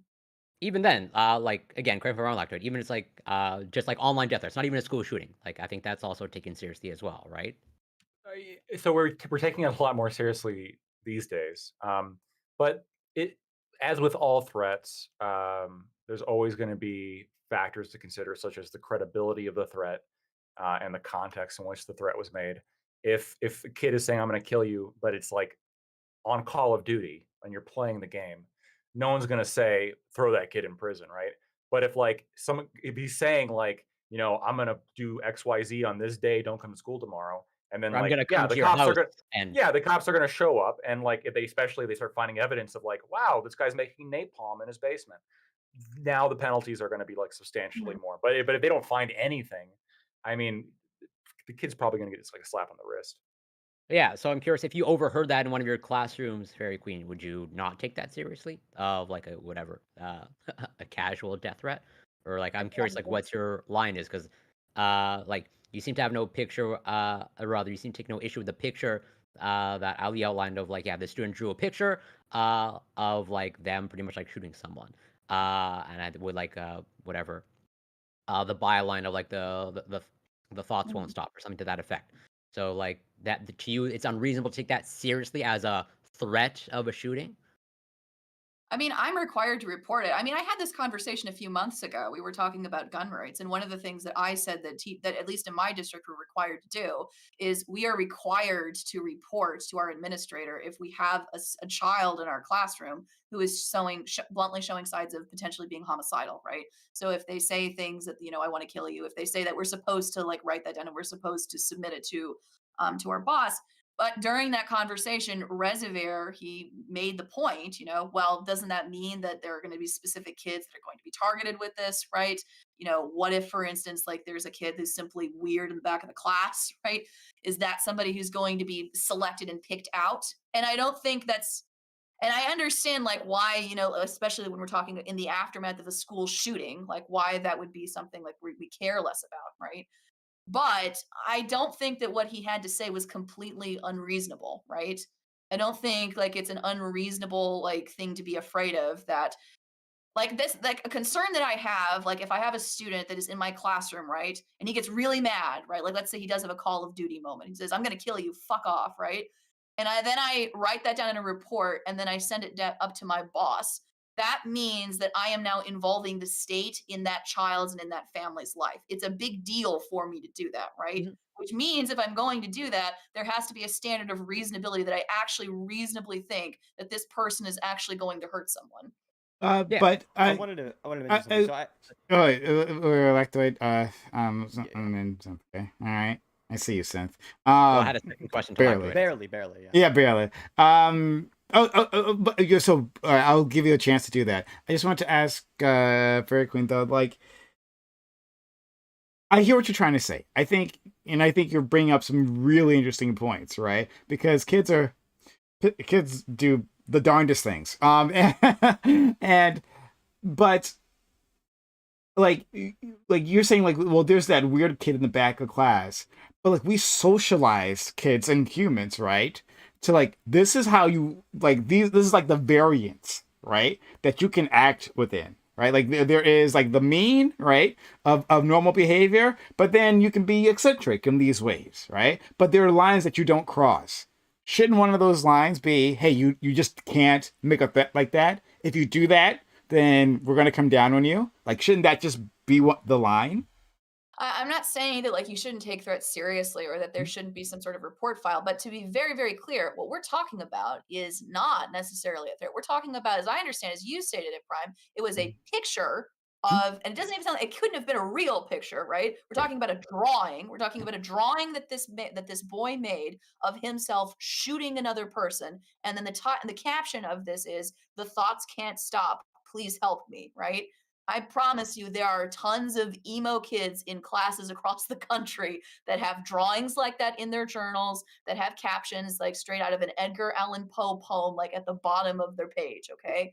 Like that's the concern, right? So, sure, if somebody is actually giving a credible threat, I'm going to find you after school and beat the shit out of you. Yeah, then of course I'm going to report that, right? But that's not what we're talking about. We're talking about a drawn picture, right? Yeah. That means if I see like I mean, I'm sorry, like I hate to put it this way, but that's what I'm concerned. So if a kid comes in, for instance, with like an emo t-shirt, right? And it shows, like I don't know, like blood dripping down the shirt, right? Does that mean that I should really pick up the parents and say, "Hey, your kid today came in, he's got this really concerning shirt on, from, My Chemical Romance, right?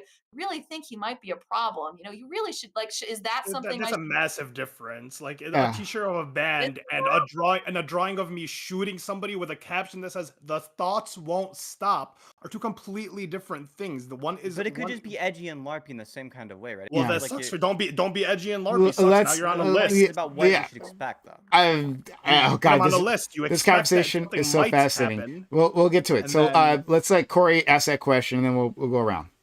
Yeah, just a quick question to Lactoid. If it came out that, the parents were subjecting their child to like a Clockwork Orange type of treatment of like watching Forced Eyes Open and just like a bunch of violent stuff, would that be enough evidence for you to implicate the parents and hold them responsible? Yeah, 100%.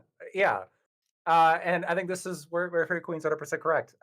It's about like reasonability of the threat. It's about reasonability of the parents' actions. It's about like how predictable it is the parents are going to do this.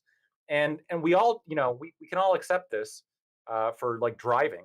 I mean, does anybody here really think that like, let's say you give your kid your car and you have no reason, or maybe you don't have no reason, but you've seen them like jump a couple curbs here and there. So like, you don't think they're terrible, but like, they're not the perfect driver. And they kill someone. Should you go on trial for manslaughter? I'm somewhat sympathetic that the they were manslaughter is a very unlicensed. wait, what? they're unlicensed and you gave them a car and you let them go do a car They're without having licensed. free training. I know that if you're training, then no. If you're licensed, then no. Then that responsibility isn't on the parent. You took the courses, you got the license. You're now able to drive, and accidents reasonably happen. But if you give your kid a car, knowing that he like goes out of his way to like run over squirrels or hit people, hit like certain things, and like do damage, and then you give them the car anyways, yeah, then like you're just Right. Well, that's the question, though, right? Let's say that you perceive perhaps like your kid, like again, hopping a couple curbs, nothing that like makes you think they're going to kill somebody, but they're not the perfect driver, and then like they're evaluated by a driver's ed instructor who like doesn't find any evidence of them being like drivingly impaired or something. Because I understand this kid like was evaluated and they didn't find anything specific that made them concerned. So and based on his demeanor, he didn't seem to be a threat. So there is like an open question here of yeah, like I can if you think if your kid comes in who's blasted drunk or like that they're like terrible at driving or if even if they're like yeah I'm gonna go hit somebody, it's like yeah okay don't give them the keys. I get that, right? We all agree with that, but there's something a little bit pernicious of Tommy killed someone with his car and now his parents are being held responsible because they gave him the car and they should have known that cars are dangerous and they should have known that like there's a potential for Tommy to kill someone with the car. Why'd they even give him the car? Obviously he couldn't be trusted with it because he hit somebody. Like no, like it's got to be a reasonable basis for the parents to believe that there actually is a threat. And that's what this whole trial is going to come down to. Did the parents like have reason to like do the jury believe the parents should have known that the kid here was a danger? And like the scary part of like not a scary part, but I think what's really going to come down to is I think that non-parents on the jury are probably going to be more predisposed to think that the parents should have done more or should have known better, and the parents might not be so much, right? They might think, well, I'll bring up myself. I wrote horrific shit in like elementary school. Makes I perfect wrote sense. entire like novels about the Teletubbies getting like liquefied, tortured, branded, set on fire, like in vivid detail, right? I drew bomb schematics like when I was fourth grade. Like I was doing all this shit. I was a weird kid. All right, it does really come as a surprise. But like I was really This no threat. explains a lot. Well, Yeah, sure. But I was really no threat, right? And so like and my parents knew that, right? And so like, being a parent is more difficult and oftentimes the parents are in the best position to truly evaluate whether or not their kid is a threat. So that's another element here that we have to be cognizant of. So let's go. So hold on. Let's keep going because I got to get through this. But Lek, could you have anything else to say before I move on to Aiko and Synth? I think I made my point. Okay, Aiko and Synth. So listening to Fairy Queen's argument, like it occurs to me that really what this is it's a bandwidth issue, right? If you have a certain threshold of determining like behavior that's like worthy of concern that needs to be reported up, or as Fairy Queen said, like the government starts to get involved, then your threshold has to be something that doesn't apply to 30% of the kids in your classroom, where you're just constantly having to deal with the behavior. It's got to rise to the level where it's significantly unusual. So I hear her concern there. Like you don't want to have to spend all of your time like trying to root out behaviors that are reasonably common, like especially among like some of the more like troubled or maybe disadvantaged people like in your community. And so yeah, I mean if you're trying to report every single bad behavior, it's like if you're noticing everything, then you're noticing nothing, because it's the most dangerous parts of the behavior that have to stand out and be distinguished from like all the rest. I think maybe where I disagree a little bit is on whether or not that particular drawing with the thoughts won't stop, and the graphic drawing and stuff, whether or not that qualifies as something that's so common that it would happen all the time. At least in my experience, that one is pretty out there. I've only like caught something like that twice in 30 years. So I don't maybe I'm just like in different communities where dangerous behavior like manifests in different ways than that, but it's pretty rare when I see something like to that degree, especially if it's somebody that you are aware has a gun, which at that point they were aware of that, and then this drawing on top of that I think meets that higher threshold where yeah probably there is some responsibility there at that point, because I don't think that particular drawing in combination with owning a gun, I don't think that's super common. You're in Texas where there's a lot more guns, so there's also Yeah. that too. Yeah. I do know a lot of kids with guns. I do. let's go to Synth, and you want to go Ollie after? Yeah. So I think that there's a little period of time there where we kind of got like lost in the analogy. So like in the case of a teacher, there's a higher standard even that we put on the teacher than for a parent. In the case of a teacher, it's their job. They're supposed to be responsible. They're supposed to be sitting there. They're going to be they're supposed to be kind of cold and calculated about whether or not this is or isn't the kind of thing that's a danger. And if we're saying even in the case of the teacher, it's not the kind of thing that would really like tip something off, then I think we have to keep in mind that for parents, there's the bar of what would tip them off is even higher. Try to think to yourself, what kind of parent would ever in their entire life imagine their child doing something like this? Mhm. And the real answer is no parent would. No matter what the child does, no matter how bad their mental health is, you would never think to yourself, my kid's going to be the one that does something evil and shoots up that school. You're never thinking that. There are things I think the parents did wrong here. I don't think any of the things the parents did wrong in this situation are the fact that their kid went and shot up a school. I don't think it's the case that if their kid didn't go and shoot up a school, they'd be less culpable. I think if we're trying to say the parents should have known, I don't think any parent has the faculties to be realistic and honest enough about the kind of thing their kid is going through to think, yeah, my kid might do something really, really evil. No parent wants to think that. No parent's going to let themselves think that. Yeah, but in the face of evidence, it's kind of negligent, right? If your kid's getting like called in twice for like your parents are getting called, or you're getting called for your kid twice, once for ammo lookup and the second for like a picture of him shooting someone with a caption, that is negligent. That you're like, oh well, my son would never do that. Sucks to suck. He is doing that in this moment. We notice that it's a problem. You should take it seriously. You're not taking it seriously. That's why the responsibility fell on them, and they gave him the gun. So it's like you have all the knowledge that he has a gun. He has these thoughts, and so on. So to Lactoid, when you were saying like my kid's a bad driver, right? Were you saying that he gets into an accident and then like someone dies, or did he run over somebody? Move to that. Can I respond to what you said there really quick? Yeah, go ahead. The issue with that is that if we're putting a standard on parents that no parent will ever will ever reach, then every single parent should be put in jail.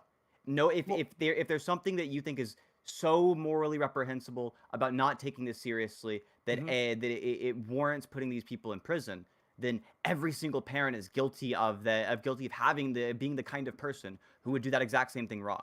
Almost every parent on the globe is the kind of person who would think my kid wouldn't do that. Yeah. And there's no good reason to think just because their kid did do that, that then means now we have to punish them for it. If you're doing the wrong action, if you're the kind of person who would do this, if you're like a bad person, so to speak, then we'd want to make sure that you don't have the chance to do a bad action either.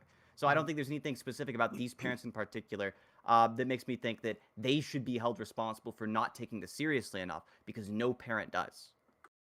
Well, no parent does, but your kid shot someone, so like you not taking it seriously has the effect of other people dying. And the thing with parents having this like idea of their kids, like nowadays kids are spending more time with their teachers than their parents, so parents don't even really know what's going on with the kids, so they have the assumption that the parents are going to know what's going on with their kids' lives more than a teacher oftentimes is pretty low. So if a teacher's making a recommendation to you or citing something to you, you should probably take that seriously. They're spending more times with your kids and in a focused like setting.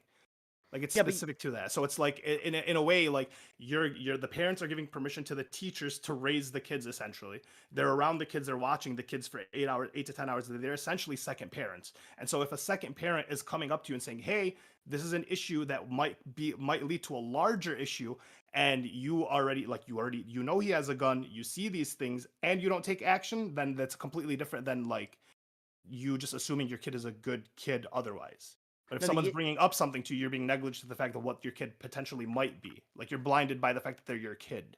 No, the issue here is that all that comes down to is just a matter of luck. It's like, yeah, you would do the same thing every other parent would do in this situation, which was think your kid would never shoot up a school, and then you fucking rolled the dice and gambled, and it turns out your kid did shoot up a school. I don't think it's the case that because you happen to have the kid that shot up the school, now it's the case that you have to have the moral import. So it's not just that you had the kid; it's that you had the kid. The teacher spoke to you. You gave them the gun. You were aware of certain things, and you didn't take actions against any of those things.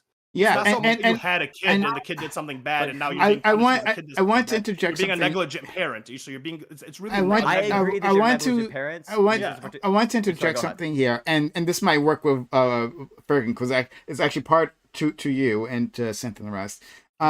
Is that one, like, let's be clear, like a gun is different from a car. It's a killing machine. Like it's well, that's why I want to. That's why I was going to bring up the and then the other thing cars are killing machines too.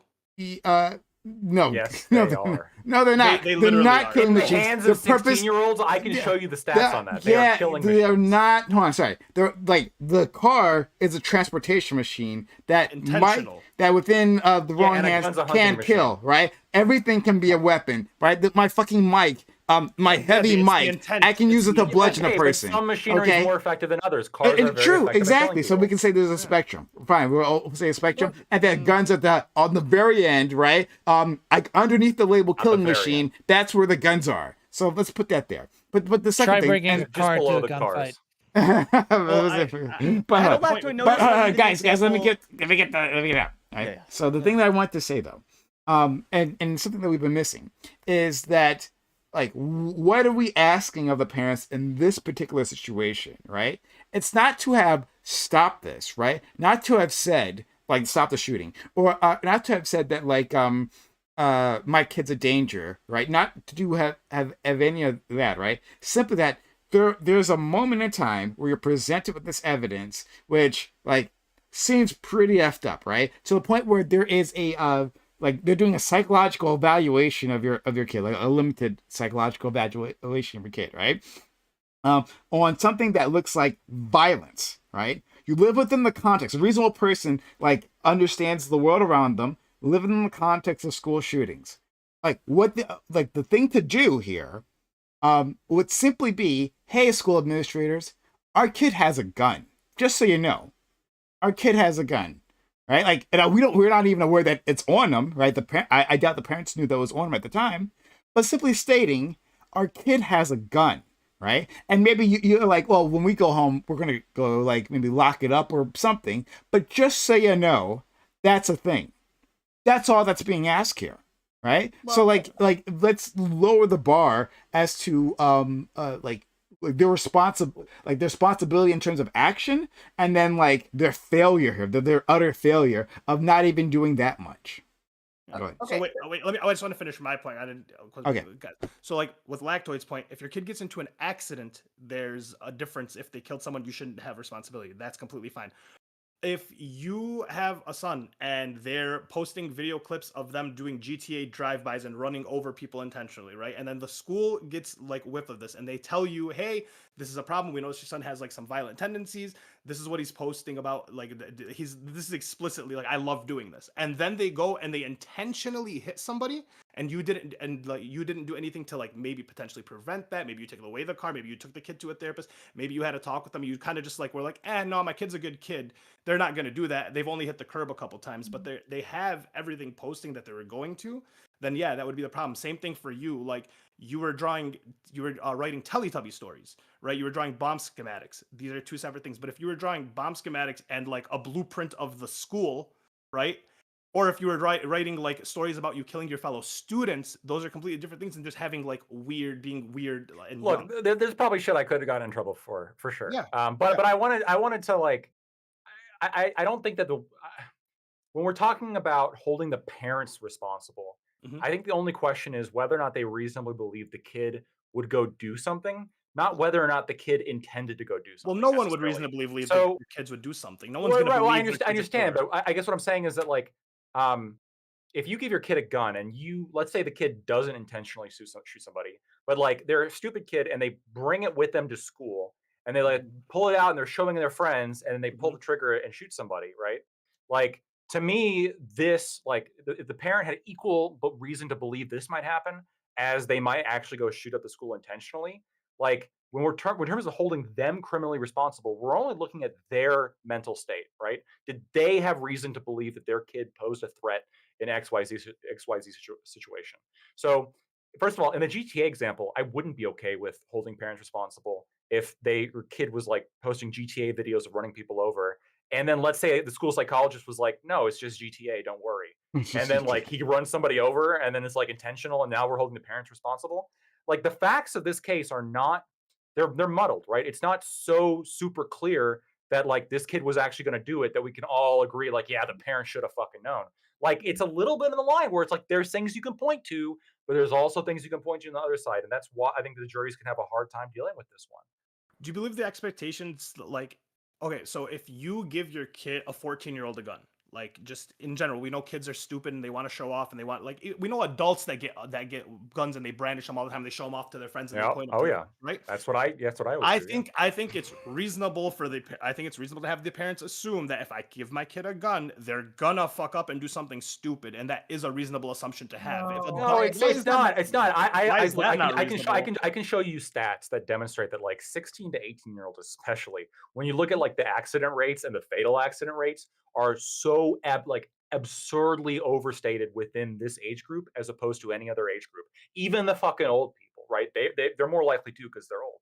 But these fucking kids, because they're reckless, they're impulsive, they tend to be like incredibly just like showing off. They tend to show off, and so they speed. They're they got fine good motor control, but they're still terrible drivers. Got to show off to cute girls, right? Yeah, and so like statistically, we can predict that by giving these kids cars, that some significant percent, will go on to kill people, and a higher percent than the kids who will go on to shoot one of their students. Yeah, but do kids have to go through like gun licenses? If I give my 14-year-old son a gun, he doesn't have to go through any form of licensing. He doesn't have to go any form of training. He doesn't have to really necessarily know anything. I could just be a shit dad, give my 14-year-old a 14-year-old son a gun, and just keep going. It's like you could. Yeah. This is a fair point. Like you could.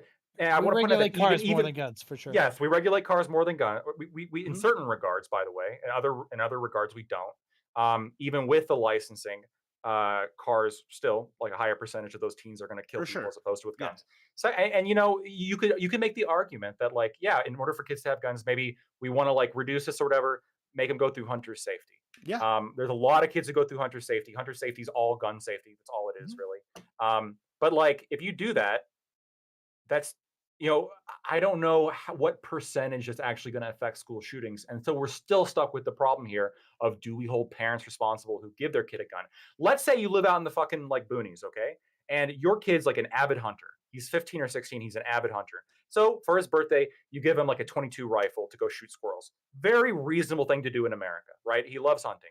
But let's say like the same set of circumstances, and you have a couple notes, but then he's also evaluated and cleared or whatever.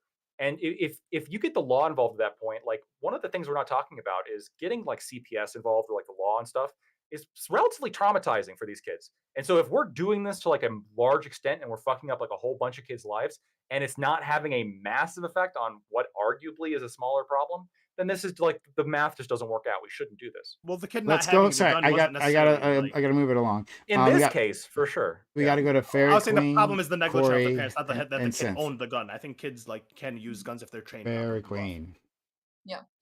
So I wanted to respond to something that you said earlier, Allie, which had to do with the idea of the teacher being the second parent and having a better idea of the kid's mental state as opposed to the parent. I hardcore disagree with that. I really do, especially when it comes to high school kids. And the reason for that is like just to hear me out, okay? So you might possibly be able to get away with that saying within elementary school, but you definitely can't say that in high school, right? Like where I'm like think about like the number of kids that come into the classroom on a daily basis from the teacher's perspective. Like if you are a teacher and if you teach in a public school, you have probably anywhere from like 30 to 40 kids at least coming into your classroom day in and day out. And it's just not true. You don't know like the home environment. You're not even allowed to know like certain aspects of like the kid's IEP. Even if you do get the IEP, you don't necessarily know all of the details behind why they have the accommodations that they do, or like even if they're like and you only get to have access to that with the parents' permission. There is a huge amount of information that you're not even allowed to have access to unless the parents grant that permission. So I don't agree that that's true. I disagree with the idea that like the teachers like are necessarily in a better position to know what this student is like as opposed to the parent. There are many occasions, and have been many occasions, where when you actually speak to the parents, it's very clear that there's a ton of information that you didn't know about that student that now you do know about the student, and now their behavior is suddenly clear, and now you understand like what was really happening and why they behaved the way that they did. So I just wanted to respond to that. So I really disagree with that, especially in high school. But in elementary school, that's less true because like they spend more time like with one teacher in one classroom for a longer period of time, but not in high school. In high school, that's definitely not true. Yes. I also I was going to respond to that. I mean, especially with high school students, with parents aren't okay. We know that not especially nowadays. Most parents are working. Most parents aren't spending enough time with their kids. They get the kids are getting home from school. Parents get off work at like 5, 6, or 7. The kids are expected to go home, do homework, do these things, and then go to sleep at a certain time so that they can wake up for school. They're spending 8 hours a day in the public school system. So whether it's high schoolers or not, because high schoolers spend a minimum of 4 years within the high school, you're building community with the teachers, you're building relationships with the teachers, and those teachers do spend a lot more time and a lot more focus, not on every single student, but on for just the vast majority of students. They're spending more time with their teachers, and they're more present with their teachers than they are with their parents, especially if they're trained from elementary school to have this like connection. Like you see this, Right. your But teacher that's as your authority but figure. but that's why parental advocacy for individual students matters, right? And this goes back to like what Prime was saying earlier. Like, so Prime, you gave the suggestion, for instance, that that's different parent that I'm not. Let me just be very clear about like what you were saying. So you, as I understand it, were saying that if you as a parent give your child a gun, like in high school, if you give them, if you bequeath it to them, you should notify the school, hey, just so you know, I've given my child a gun. Is that what you were saying, or were you Me? specifically? Oh, Yeah. 100%. If you're a 16-year-old and you got put and you got given a gun, you should be put on a list noted that, hey, I have a gun. In the same way that if you own a gun, you should have to register it to your name so that it's known that you own a gun, or if something happens with the gun or the bullets. Okay. Is that what you were saying, Prime? Just to be very So clear. I wasn't making that suggestion. Now I want to think about that, but I would actually like to. But what I specifically was saying was that faced with the evidence of like the Mhm. picture and all that, right? You should have just notified the school, hey, he does have a gun. Like I don't think my kid will do anything, but he does have a gun. That is the standard that they should be judged against. Well, I mean, I can like respond to both of those things. So the first one that I thought you were saying, which you're not saying, but which at least it seems like he's saying, I don't know that I necessarily agree with that. I think that seems like an invasion of privacy. I don't know. I don't understand. Like, I think that I don't think that it's fair to tell the parents that they have a duty to inform the school about the private decisions of like gifts that they bequeath to their children. Like, should parents like tell like the school, oh, just so you know, my kid has a car and this is the license plate? Like, is that something Yeah. that they should be We required? they do that. You register the vehicle to the parent or No, or the no, no, kid, no, and no. then you We're put them talking and about then you add them. the vehicles Wait, that you send to the if school. Like, I'm if supposed to tell the public school building that my son has this no. car. So This is a for mo- requirement. for most high schools, at least the ones I'm around, you have to buy a parking pass to which you have to register your license plate and the type of car that you have to the school, so you can have a parking pass so you can park in the school. And it's for the safety of the students, because if you just don't know who has a car and who doesn't have a car, people can just leave willy nilly. And also in terms of cars, I don't think you have to, or in terms of guns, necessarily you don't have to register it to the school specifically, but to the state. In the same way that when you get your license, you're registered as a driver. Then when you're on a car, you have to be put on the insurance, and you're also registered there. And then when you buy a parking pass, yeah, you have to let the people know, I have a car. This is my license plate number. If anything happens, this is the person responsible for those things. So yeah, if you give your 14 or 15 or 16-year-old a gun, it 100% should be registered at minimum to the state, and recognize that this kid, non-adult, owns a gun, minor owns a gun. And then and honestly, yeah, you probably should also let the school know, hey, my kid does have a gun. If you notice any weird things, these are two, like now we have two levels of judgment for the person. Yeah, He's that doing weird shit, One and he of the owns a gun. issues, the kid doesn't really own the gun, right? So like with the kid owning the gun is the parents owning the gun and the kid having access to it. Did he have, was it like in his, I don't know how he, Like, did he yeah, have like it in a kids. safe box, or was it in his room? Because if Well, it's in his room, then he has a gun. well, he has it. He doesn't like legally own it though. Like if his parents, the whole Well, point is the parents had the legal right to take it away, obviously. So yeah, well, like, but they because didn't. here's the slippery slope. Here's the slippery slope. Now it's no longer about where the kid owns the gun. It's like if the parents have a gun that the kid could have access to, do they have to let the school know? This sounds like a registry now. We're at this point. I mean, Yeah. if their kid is doing drawing weird pictures with captions, and then you know that you have a gun and you're not keeping it in a safe box, and you don't plan on keeping it in a safe box, I mean, you should have to let them know at that point, Mhm. because that is to me, that's a negligence. If your kid can have access to your gun and then does something with it, and you were notified before that there was like weird like things going on with your kid, yeah, how does that, like, just because they didn't own the gun legally, like, What does that what does that do exactly? What is the school expected to do if you say that okay, my child owns a gun now? What what can the school do with that information that's going to prevent a shooting? Arm So those teachers, his teachers in every class. And the students, like I said in the beginning, Not the it's students. it's abuse to not give your child a gun. Actually, Hand out the guns to every kid as they walk in the door, and then collect them back at the end of the school day. corporal punishment, no. Guns, yes. Yeah, but this kind of like leans into like what I wanted to respond to you about Prime, right? Like let's suppose that for instance, like you do have this list, right? Like the parents do say, "Oh, and just so you know, my kid has a gun," right? You do say that now. Well, now from now on, because you as the parent have said this on your way out, like as you're bringing your son home from school, now the school administration is poised to treat and to stigmatize your son differently than all of the other students in the classroom, right? And you as the parent, if you sincerely believe that your son is not somebody who's a dangerous person and you think this is just a weird picture that I found like in my kid's backpack, you're probably less likely to share instances of the fact that he has a gun or anything that might prejudice like the school administration or the teachers against your son because of the fact that you don't take it as a serious threat, right? Like, so that's you think that they Wait. still should? So I I think that like you should be, if it's adjudicated this person is not a threat, then there's no reason to treat them as such up to the point of like searching their lockers, right? So like so what I'm saying is their lockers should have been searched. This kid should have been searched. The parents should have, in an ideal situation, parents should have notified the school. Yeah, I don't think our kid's a danger, but this is a weird thing.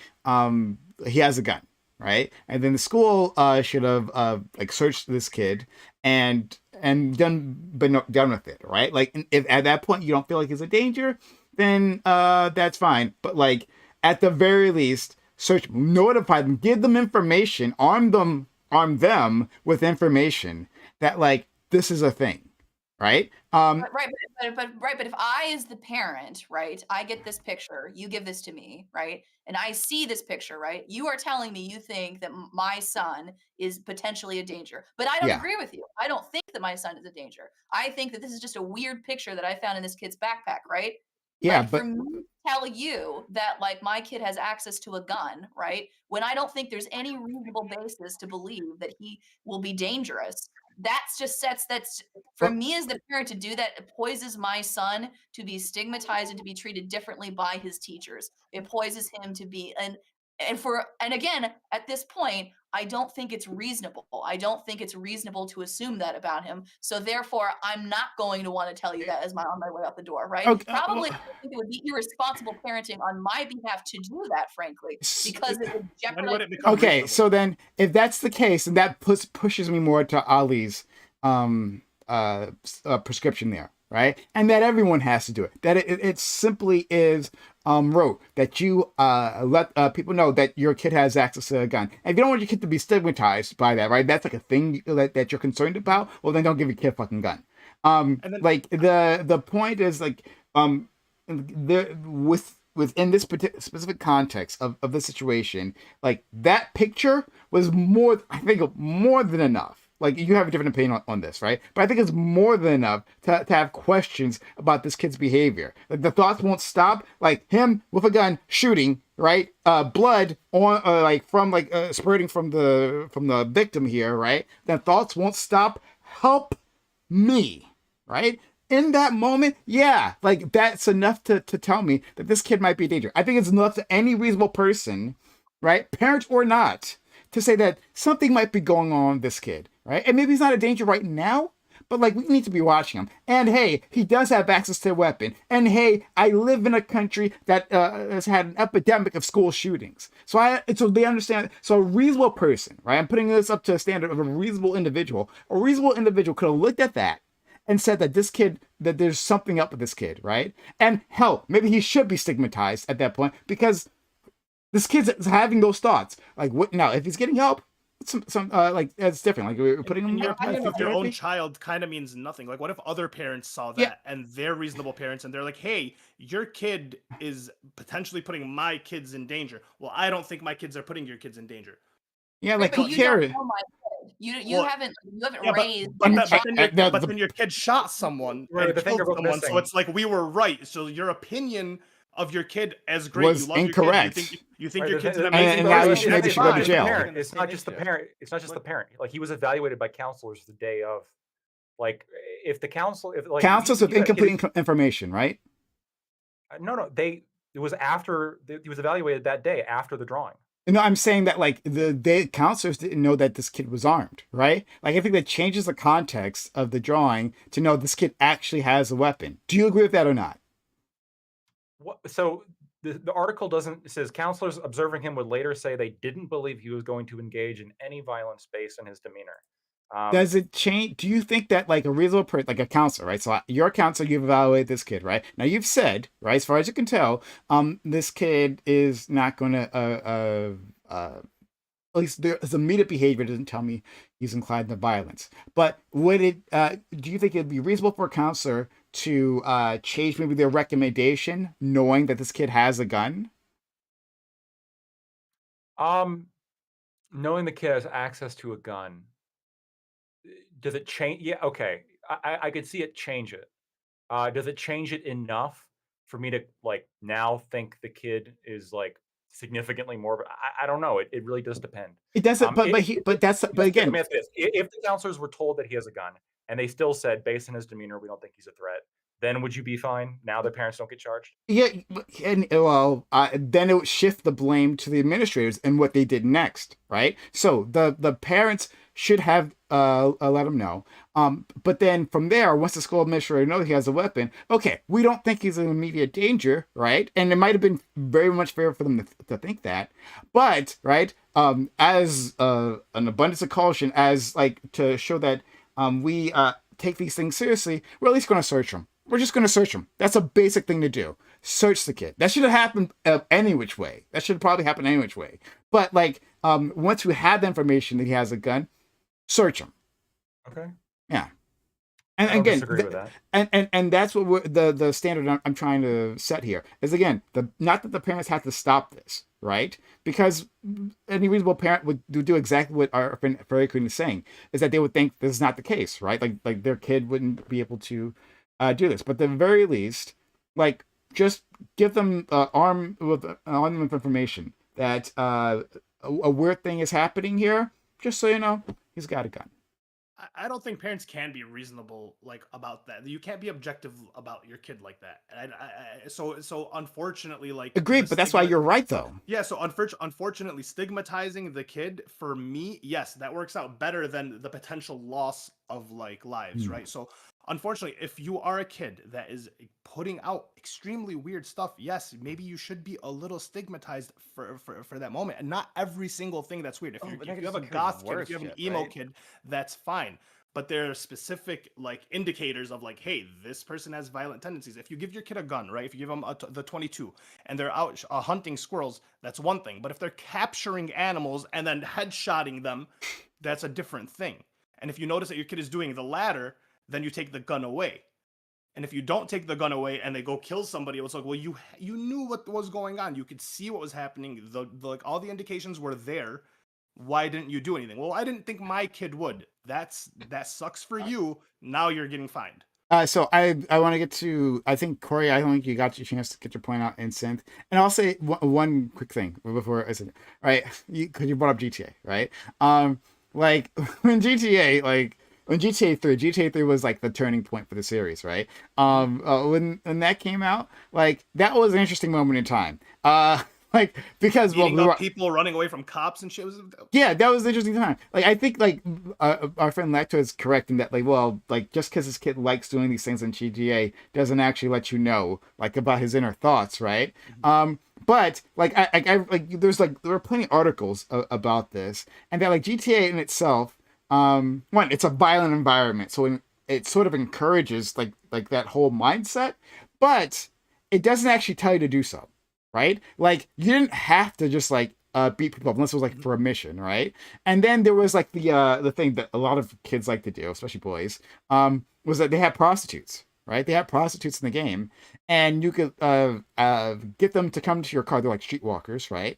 And drive off to some place, and then they would have sex with you, right? Like the car would go back and forth. I'm sorry, FQ. And I then you drive apologize. off the cliff and jump out. Yeah. This is very Or- descriptive. I didn't think about that part, but like what happened was like they would walk out the car, and you could get out of the car, kill them, and get your money back, right? Yep. But here's the thing. I know, terrible morals, but you didn't actually have to do any of that. Like the game didn't tell you to do this, right? It's just a thing that lots of kids just did, right? Like once you found out you could do it, you did it. So it's a very GTA is a very interesting study in and of itself. I just want to put that out there. And according to Lactoid, you got creative with it too. You drove her through. Yeah, he got, of course, Lactoid is another level. I got really creative. Yeah. Corey. Yeah, I'm glad I never got into GTA.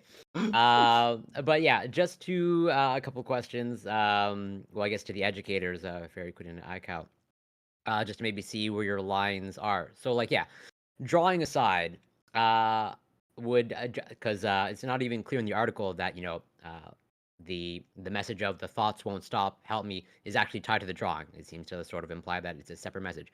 Would that, if you came across a student with that that note of just that line, would that get your attention? Not to maybe report or get like whatever the authorities involved, but would that like catch your attention of like, hey, maybe need to like whatever get a counselor involved or something, or would that just be also like par for the course of what you encounter? I'm curious. It was Well, whoever wants to have Fairy Queen or iCow. I put it to both, but whoever wants to start. Yeah, Fairy Queen, go ahead. I'll be back in a couple minutes. If I saw somebody saying, "Please help me, the thoughts won't stop," I probably would have a conversation with the kid, and I probably might send like an email to the parents, right? But I would be hesitant probably about noting my boss about anything. Yeah, sure. Um, That's fair.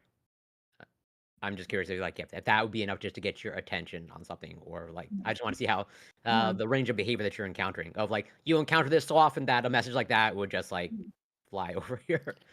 Yeah, here in the classrooms here in Texas, I suppose it actually does depend on districts, but for every district that I've worked with, the protocol is to report it. It goes to a counselor, and at that point, the teacher is supposed to not be involved. Now, sometimes we do get called in, like for context and stuff, but it's almost the easier path for a teacher to just report it and then forget about it, right? Because that's what's expected of you, that's what's required of you, but at the same time it's easier because you don't have to make any judgment calls. And so it sounds like Fairy Queen is like being a little bit more diligent in handling the situation herself and not wanting to escalate it. So I understand that aspect of it. But because of the, I've actually been in a school shooting, so it's something that doesn't seem like a far away circumstance for me. So for me, I actually, I would, even though it's the easier path and it's one that doesn't require as much like personal judgment, I still would report it up the chain because you never know when failing to do so like will cause a problem. Now, again, there's still the bandwidth issue. It has to be something that's rare enough to where you're not sending so many things up the chain that things get ignored that are important because there are too many things to look at. So you want to make sure not to make too much of a habit of it. But again, this one is that one is so explicit as to be relatively rare in my experience and of the kids that I've come across, to where I think it would be worth sending up the chain. And just a second question, not related to synth. Do you think a parent is ever responsible for the behavior of their teenage child, or can they ever be Absolutely. implicated? I just don't think the responsibility turns on whether or not the kid actually engages in the behavior. Like, I think if you're a shit parent and your kid turns out to be great, I think you're still a shit parent. And actually, this is perfect Sure. because this ties in exactly where I wanted to go with it. And I feel like there's a lot of confusion here because of this. But in perfect timing, Ali, because it's actually almost exclusively directed towards you. But this is what I was trying to get at with the back and forth with your Ali earlier. Was like, I don't want us to forget that they're not being tried for being bad parents. Like, I 100% agree. These parents were terrible parents, and they probably deserved jail time for how bad of a parent they were. Yeah. But they're not being charged with being a shitty parent. They're being charged with manslaughter. And the real issue is if these parents should be punished for causing deaths. Being punished in accordance with them having the shit luck of being the one with the kid who's at the school. These parents, I don't think deserve punishment for that. I think what they deserve punishment for is for being shit parents, not for the fact that they didn't make the correct judgment call of being skeptical of their kid's behavior. No parent would. Like, you even agree. Like most parents, I don't think there's like Yeah. it'd be incredibly rare for any My- parent to ever think their kid would be the one that did it. The Yeah. real issue is all the shit leading up to it, all of the really awful ways they parented their child until then. It's not the fact that their child happened to be the one that shut up the school. It's the fact they're shitty parents. Yeah, And so the manslaughter is where Is that would excessive. negligence would okay? I don't know how laws work and like how negligent laws work, but like in my opinion, or at least the way I understand it for this is the parents aren't being punished for being bad parents, but they're being punished for being negligent to their kids' actions, and then their kids' actions led to someone dying. So the only reasonable like punishment for the negligence would be the manslaughter. That's the way I understand it. Well, so I actually there's a conjunction there, right? It's both the case that they're being punished for the fact that they were negligent towards their duties, and also that that negligence led to death. The problem I have is that they're being punished because of the fact that negligence led to death. I don't think that changes their action. I think their action is just as morally wrong, regardless of their luck. Okay, so I guess I would say like it's Wait, can I it's just a ask mag. a clarifying? Yeah, can I ask a clarifying? So, are you saying that they should be charged with different crimes, or do the laws not currently exist for the crimes that you I do think want there to should charge be them with? different laws. Yeah, I think there should be different laws. Yeah. What would the laws be? Because my understanding of negligence is like I don't know how there'd be a question of lactoid, but like to me it works out that they were negligent to this action. This action caused death, therefore the negligence equals manslaughter. Yeah, that's the way I'm like looking at it. No, that is the way it works, and that's the issue with the way it works. The ideal law here is not that you're punishing somebody only. The punishment turns on whether or not it turns out to be bad, or whether or not they roll the dice. The luck ends up bad. Aiko said kind of the exact same line of thought that I have on this, which is that the truck driver from the analogy earlier. They should be punished either way. They should be punished equally either way. Both of those people should be going to jail, regardless if it's the case they luck out and don't hit a kid.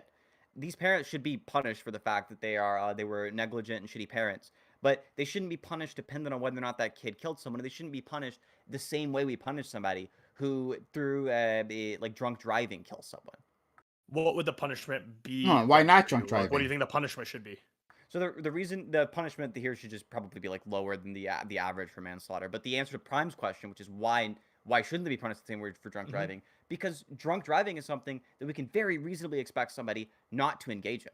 It's the case that everyone understands, with some rare exceptions, that if you drink and drive, you have a very high chance of killing someone. These parents did not think that any of their actions had a very high chance of causing a school shooting, nor would we expect any parent to think that those actions would cause that.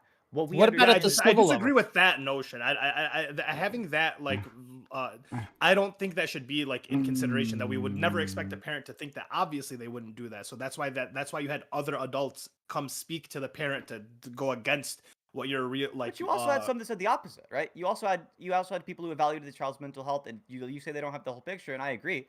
But those people said, "Hey, your kids all chill. It's no big deal. Your kid's just a little weird." And if you're weighing, other people said they think my kid's weird, but this expert says they don't, and I don't ever think my kid would do that. What would any parent think in that situation? The kid wouldn't do it. The expert's got to be right? So let's go to let's let Aiko then Lactoid in. Lactoid, I think you're gonna say my response to Synth there. But just before then, guys, we are over like the ending time. So if anyone has to leave, just head out. No obligation to stay. But yeah, Aiko. I take Sid's point that the result is kind of almost accidental. And so like doing it based on like whether or not someone actually shot somebody is less relevant. But that's at the criminal level. At the civil level, often you are responsible for whatever the outcome is. What so if you're liable for the outcome in terms of what had happened. So like for instance, there are plenty of cases where people are not found guilty at the criminal level, but then later on a civil trial happens and they're found liable for that contact. OJ, so right? Do you think the parents are liable? Yeah, OJ, yeah. Absolutely, I do. Yeah, and I think that the way we approach civil cases, I think, has to be fundamentally different from the way we approach criminal cases. Elements of luck can't be embedded into the way that we do criminal cases, but they should be in civil cases, because we want to have this generalization where we're incentivizing economically people away from doing things with bad externalities and towards them with good externalities. And unfortunately, in the case of somebody who does an action that then ends up harming nobody's going to bring that to trial in a civil case. I would love a world in which we have some general externalities hacks where every single person who does some stupid shit, we're making sure to slap them with the fine. I would love that world. It's just that it's not the one we currently live in. Big government at its finest. Let's go to our friend Lactoid. Okay. Well, I mean, you may have. I want to explore this a little bit more. So, because I understand, like, the concept of morally lucky. I understand, like, it feels unsatisfying, but there's a couple like scenarios that I've got a hard time like reconciling that with this concept. So just let me ask you this: you got somebody who's blackout drunk. Let's say they're at a 0.2, okay, or 0.3, well, even, and then they drive home and they like no kids happen to run in front of their car, so they manage to get home. If we catch them, should we punish them in the same way that we punish a drunk driver who does hit the kid when they're at a 0.3? Yes, that's Yeah. my view. Okay. Yeah. So let me ask you then a follow up. All right. Let's say I get blackout drunk and I would punch a minority if they happen to be like within 5 feet of me. But I'm lucky in that there's no minorities nearby. Okay. But Corey's blackout drunk, and he also has this, and he tries it the first time, and he does have this proclivity to punch minorities. And he's unlucky. A minority does happen to walk within 5 feet, and he decks him. Okay, should I be like almost for the thought crime of like wanting to punch a minority and being willing to do, but there's no minorities near to punch? Should I be punished in the same way that Corey is for actually punching the minority? No. I think you actually should in those two scenarios. I don't think No. it's a thought crime. We I had think this it's a thought crime. I think we it's an had- intent to do wrong. And I don't think it's a thought crime. We both agree. If you have an intent to do wrong, you should be punished for it. That's in your head. Yeah. Not always. No. Not Wait, always. we I agree. had- Not we- always. Not always. Right. Not in But this case. we I don't agree think we that there- should punish people for But hold on, intending really to quick. punch Really minorities, quick, but not. really quick. You absolutely do think that you should punish somebody who intends to punch a minority and they miss. Imagine like you walk up to some trans woman, you cock your fist back and you swing, but you fucking miss and you Yeah. slip. Yeah, Well, obviously we should be punishing that And- person. Yeah, I agree with you. And the reason why is because maybe this is like a difference of theory of criminal justice, but like criminal justice for me also has the added interest, I think, of like reparations to the victim. So the punishment, I think, should be based on them being forced to pay back whatever damage they did. But also, I think that there's this principle of like you never really know how much of a risk or a threat somebody is, right? And one of the best ways to like demonstrate this is the risk is actually realized. So yeah, you got the 0.3 person who's drunk as fuck, but like their argument is I drive better when I'm drunk. They're obviously like wrong and stupid, Yeah. but like and so we're gonna punish that, but like demonstration of not doing the harm is not the best evidence, but it is evidence that like they are in control of the situation enough to not do that harm. So in a way that when the harm is actually realized, that just simply doesn't exist. So I'm much more comfortable punishing somebody when the harm is actually realized because they can't possibly come back to me and say I had things under control. Because obviously you didn't. You hit somebody. Well, what if they say I'm a way better driver when I'm drunk? There just happened to be a kid that ran out in front of me. It's not my fucking fault. I'm just a better driver when I'm drunk. You would never be like, well, look.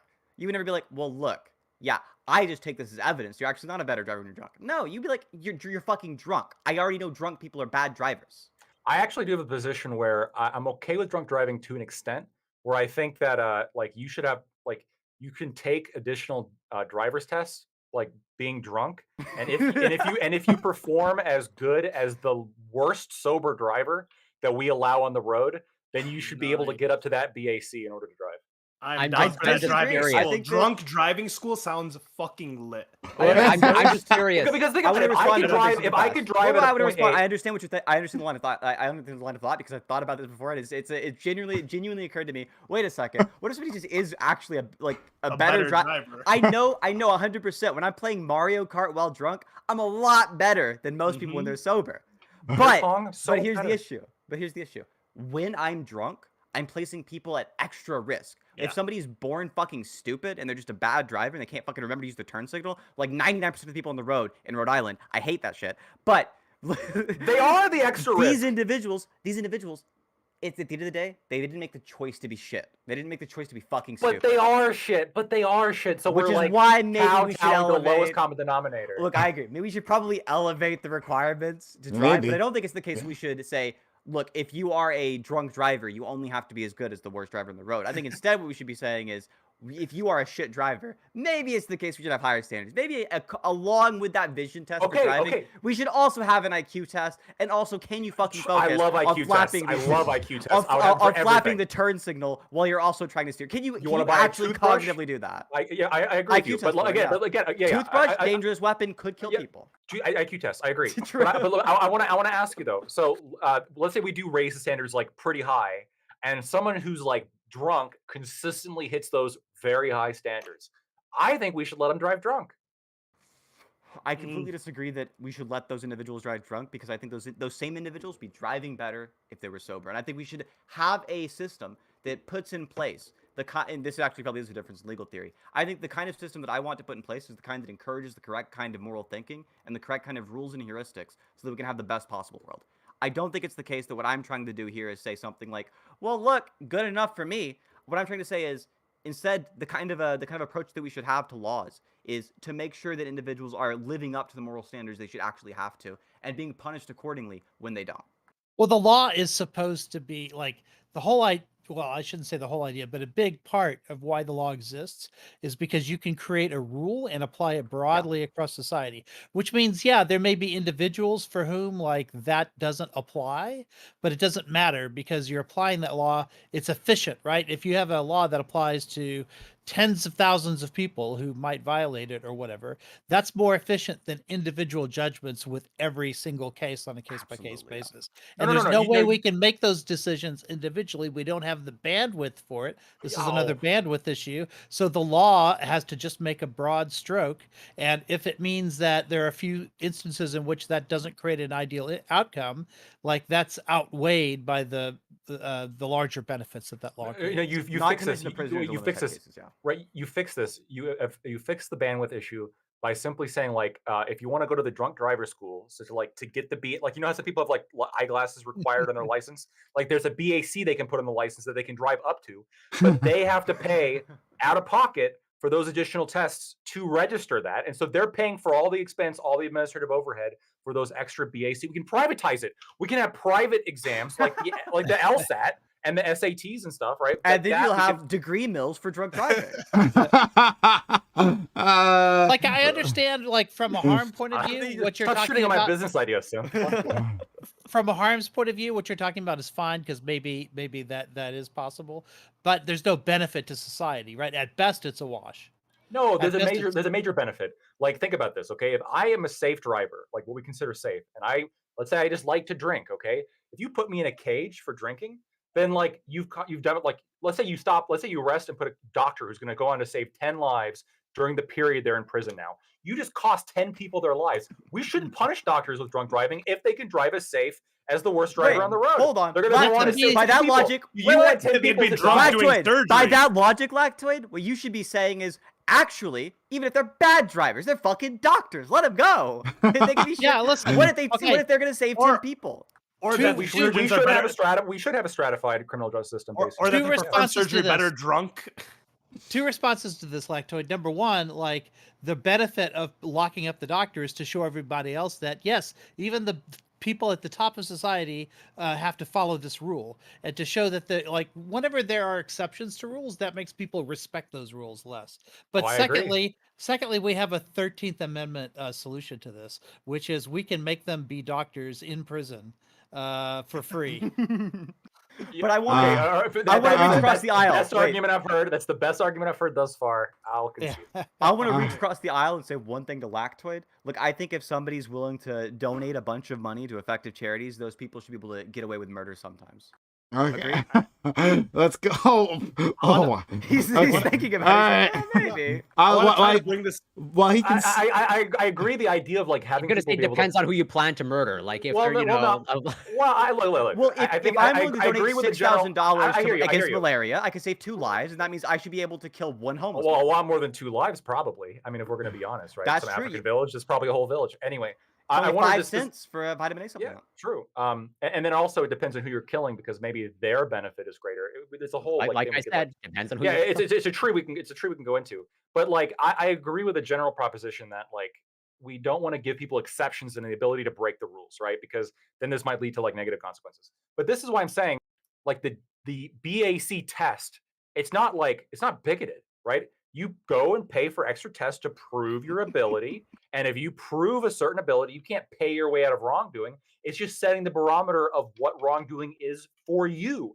I assure you, I could probably drive at like a point, 9 better.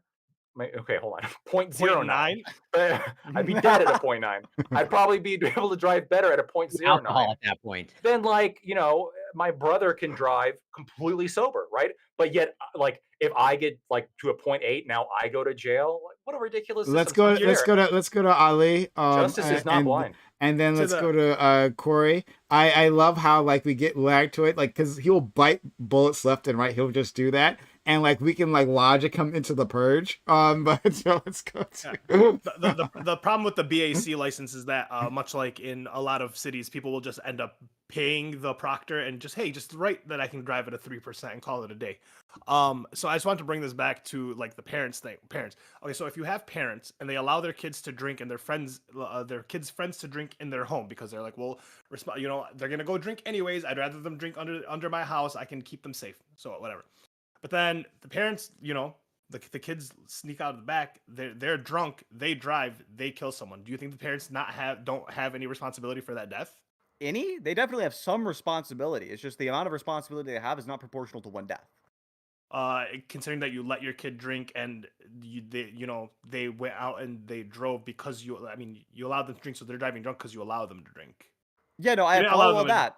I follow Yeah. that. Yeah, it's just you didn't allow them to kill the person, right? So the amount of risk there of them killing a person should be calculated in and factored in, right? It's a matter of like what percentage chance is there actually in a situation like that for your kid to go out and then kill somebody drunk driving. Well, you let your kid drink in the house. It's not the case you expect your kid to sneak the fuck out, hop in your car, and go hit somebody, right? That's They're not a reasonable expectation of teenagers to sneak out of the house and drive while drunk?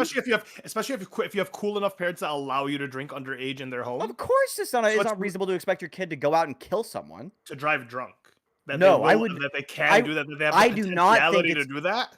The potentiality is wildly different than the case of whether or not it's a reasonable expectation. Saying something's possible is very different than saying you should reasonably expect it. Plenty of things are possible. It's actually possible if you give your kid alcohol, they might give that alcohol to a little baby, and the baby dies of alcohol poisoning. Right? It's Yeah. possible, but we're not saying we don't want to go with like anything that's possibly the consequence of your action is something that we want to actually import morally as something that you're responsible for. Like when you drive your car, it is possible you hit somebody, but we don't want to say you're responsible morally when through no fault of your own somebody runs to the fucking road and hits your car. I think Like, you it's assume those possible. responsibilities when you're like almost like you're encouraging that type of behavior, right? So underage drinking is illegal. You letting your kid drink is already like a behavior that you're encouraging, Which is It what you should be stands- punished for. Sure, but then it also stands to make sense that like reasonably like kids are reckless, kids, especially teenagers. Like we have college students that drive drunk. Why wouldn't we assume that if I allow my kid to drink at home, that they don't have this level of like respect for authority and that they're going to do these types of things? That is 100% I'll ask you this. It's not like I understand you don't have the actual numbers on this. Just fucking guess, right? Of course, yeah. So just guess what percentage of cases do you think where a parent lets their kid drink turns into a human being dying? Like, what percentage of cases is that? I'd argue like 5%. 5? You think it's 1 in 20? That's too high. That's Really? I would put it under 1%. Even if we take a look at what percentage of drunk drivers kill I somebody. guess I Yeah. could have just went like anything wrong happening. Killing someone probably 1%. Yeah, probably like 1% at the max, right? But like if there's like a 1% chance of a human life being lost there, you want to take the moral responsibility should be 1% of a human death, not the entire human death. let's go to Corey, and then from there we might start wrapping things up. Corey.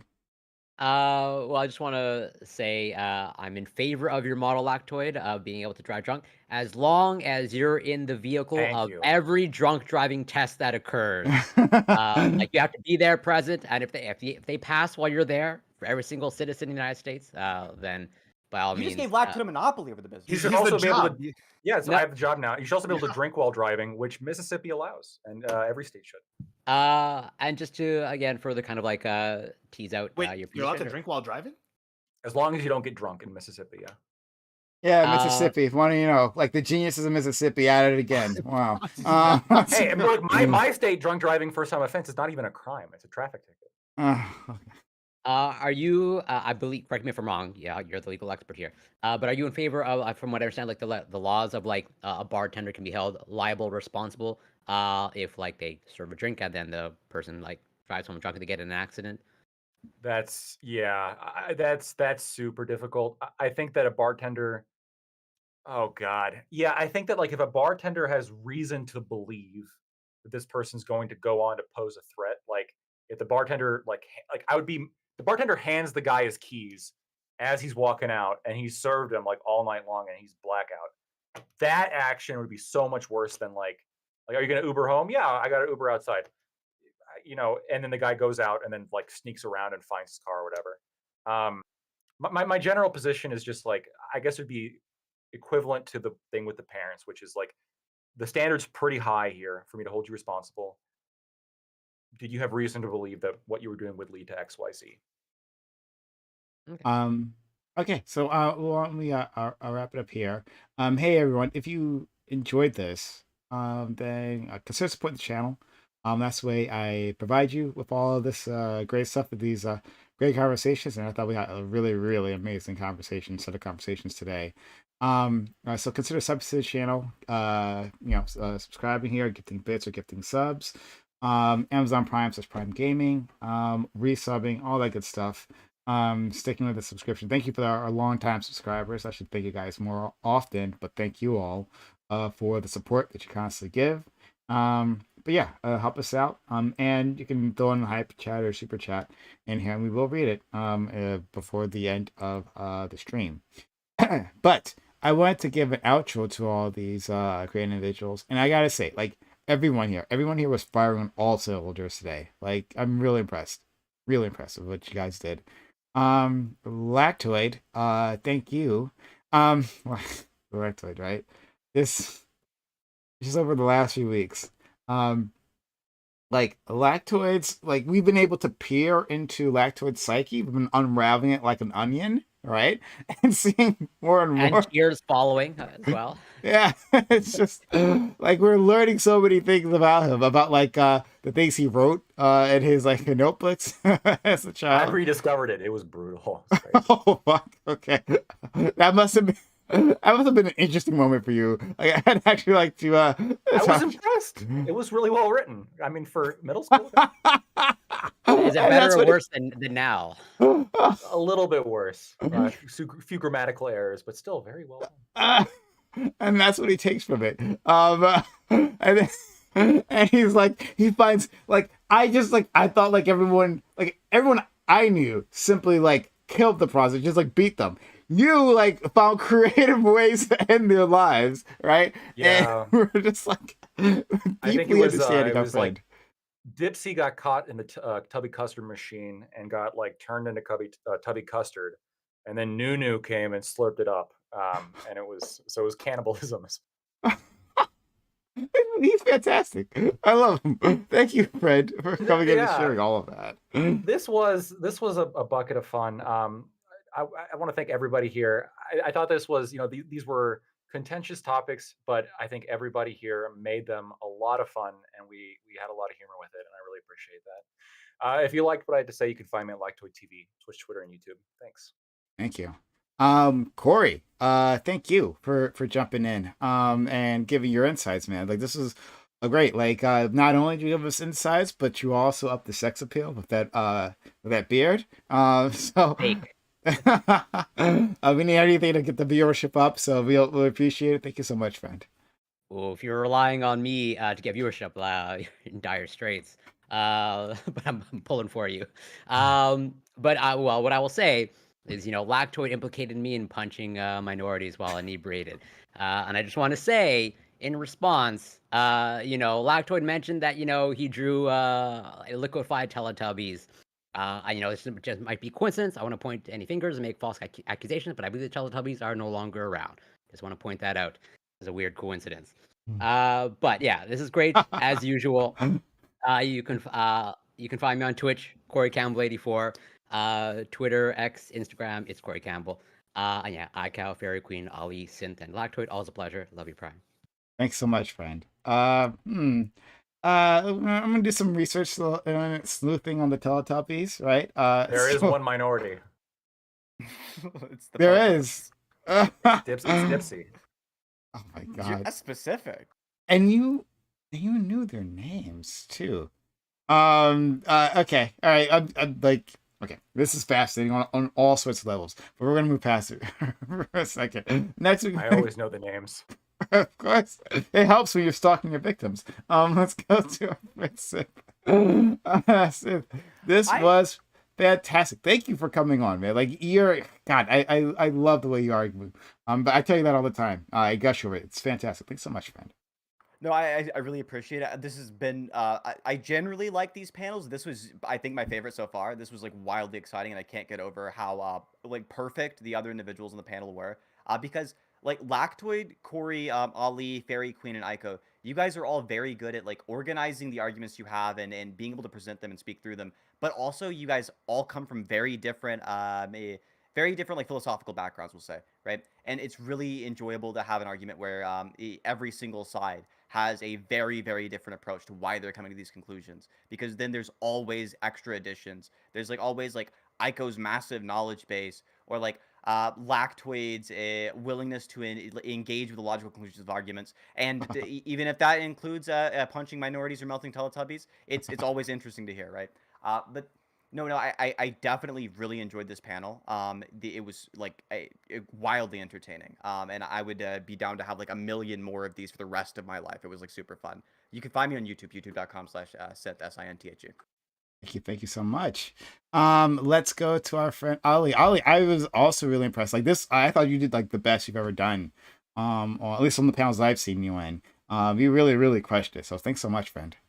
Yeah, first of all, thanks for having me. I love being here, and I'm getting more comfortable being here and sharing my opinions, and being less like worried of looking dumb, and just like kind of going with the opinion, fucking rocking with it, see where it goes, bite the bullet if you can. But honestly, no, Synth, I agree. Lactoid, Corey, I agree. You guys are amazing people to have arguments with. I do appreciate the fact that we can disagree and no one gets butthurt, and it's just like let's actually go walk through the disagreement. For everything else, you guys can find me sociologic_Ali, Twitter, Twitch, YouTube, TikTok, whatever you want. I'm there. I wasn't gonna say so before, but I just like Synth, like he like drops a list of people he thinks is great at arguing. He doesn't include me. I'm just putting it out there. Also, let the record state, you criticized Lactoid for knowing all the names of Tinky Winky, Lala, Poe, and Dipsy. Okay, everyone knows those. Everyone knows those. Wait, Lactoid mentioned Nunu. Who's Nunu? Nunu's the vacuum cleaner. Oh my god. That's impressive. I can see that. Yeah, You so were right. Nunu sucked up all the liquefied Dipsy. I think it was Dipsy that got caught in that. Fantastic. On all levels. I love it. Amazing. I'm curious, Fairy Queen, would that get your attention if you came across liquefied Teletubbies in class? Would that cause a conversation?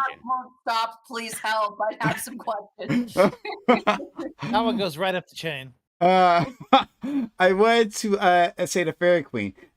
So with my regulars, right? At some point in time, for all of them, I've like designed questions like specifically for them, like with them in mind, right? When I was designing our second topic here on this the second one on the manslaughter, I wasn't thinking of you at all, right?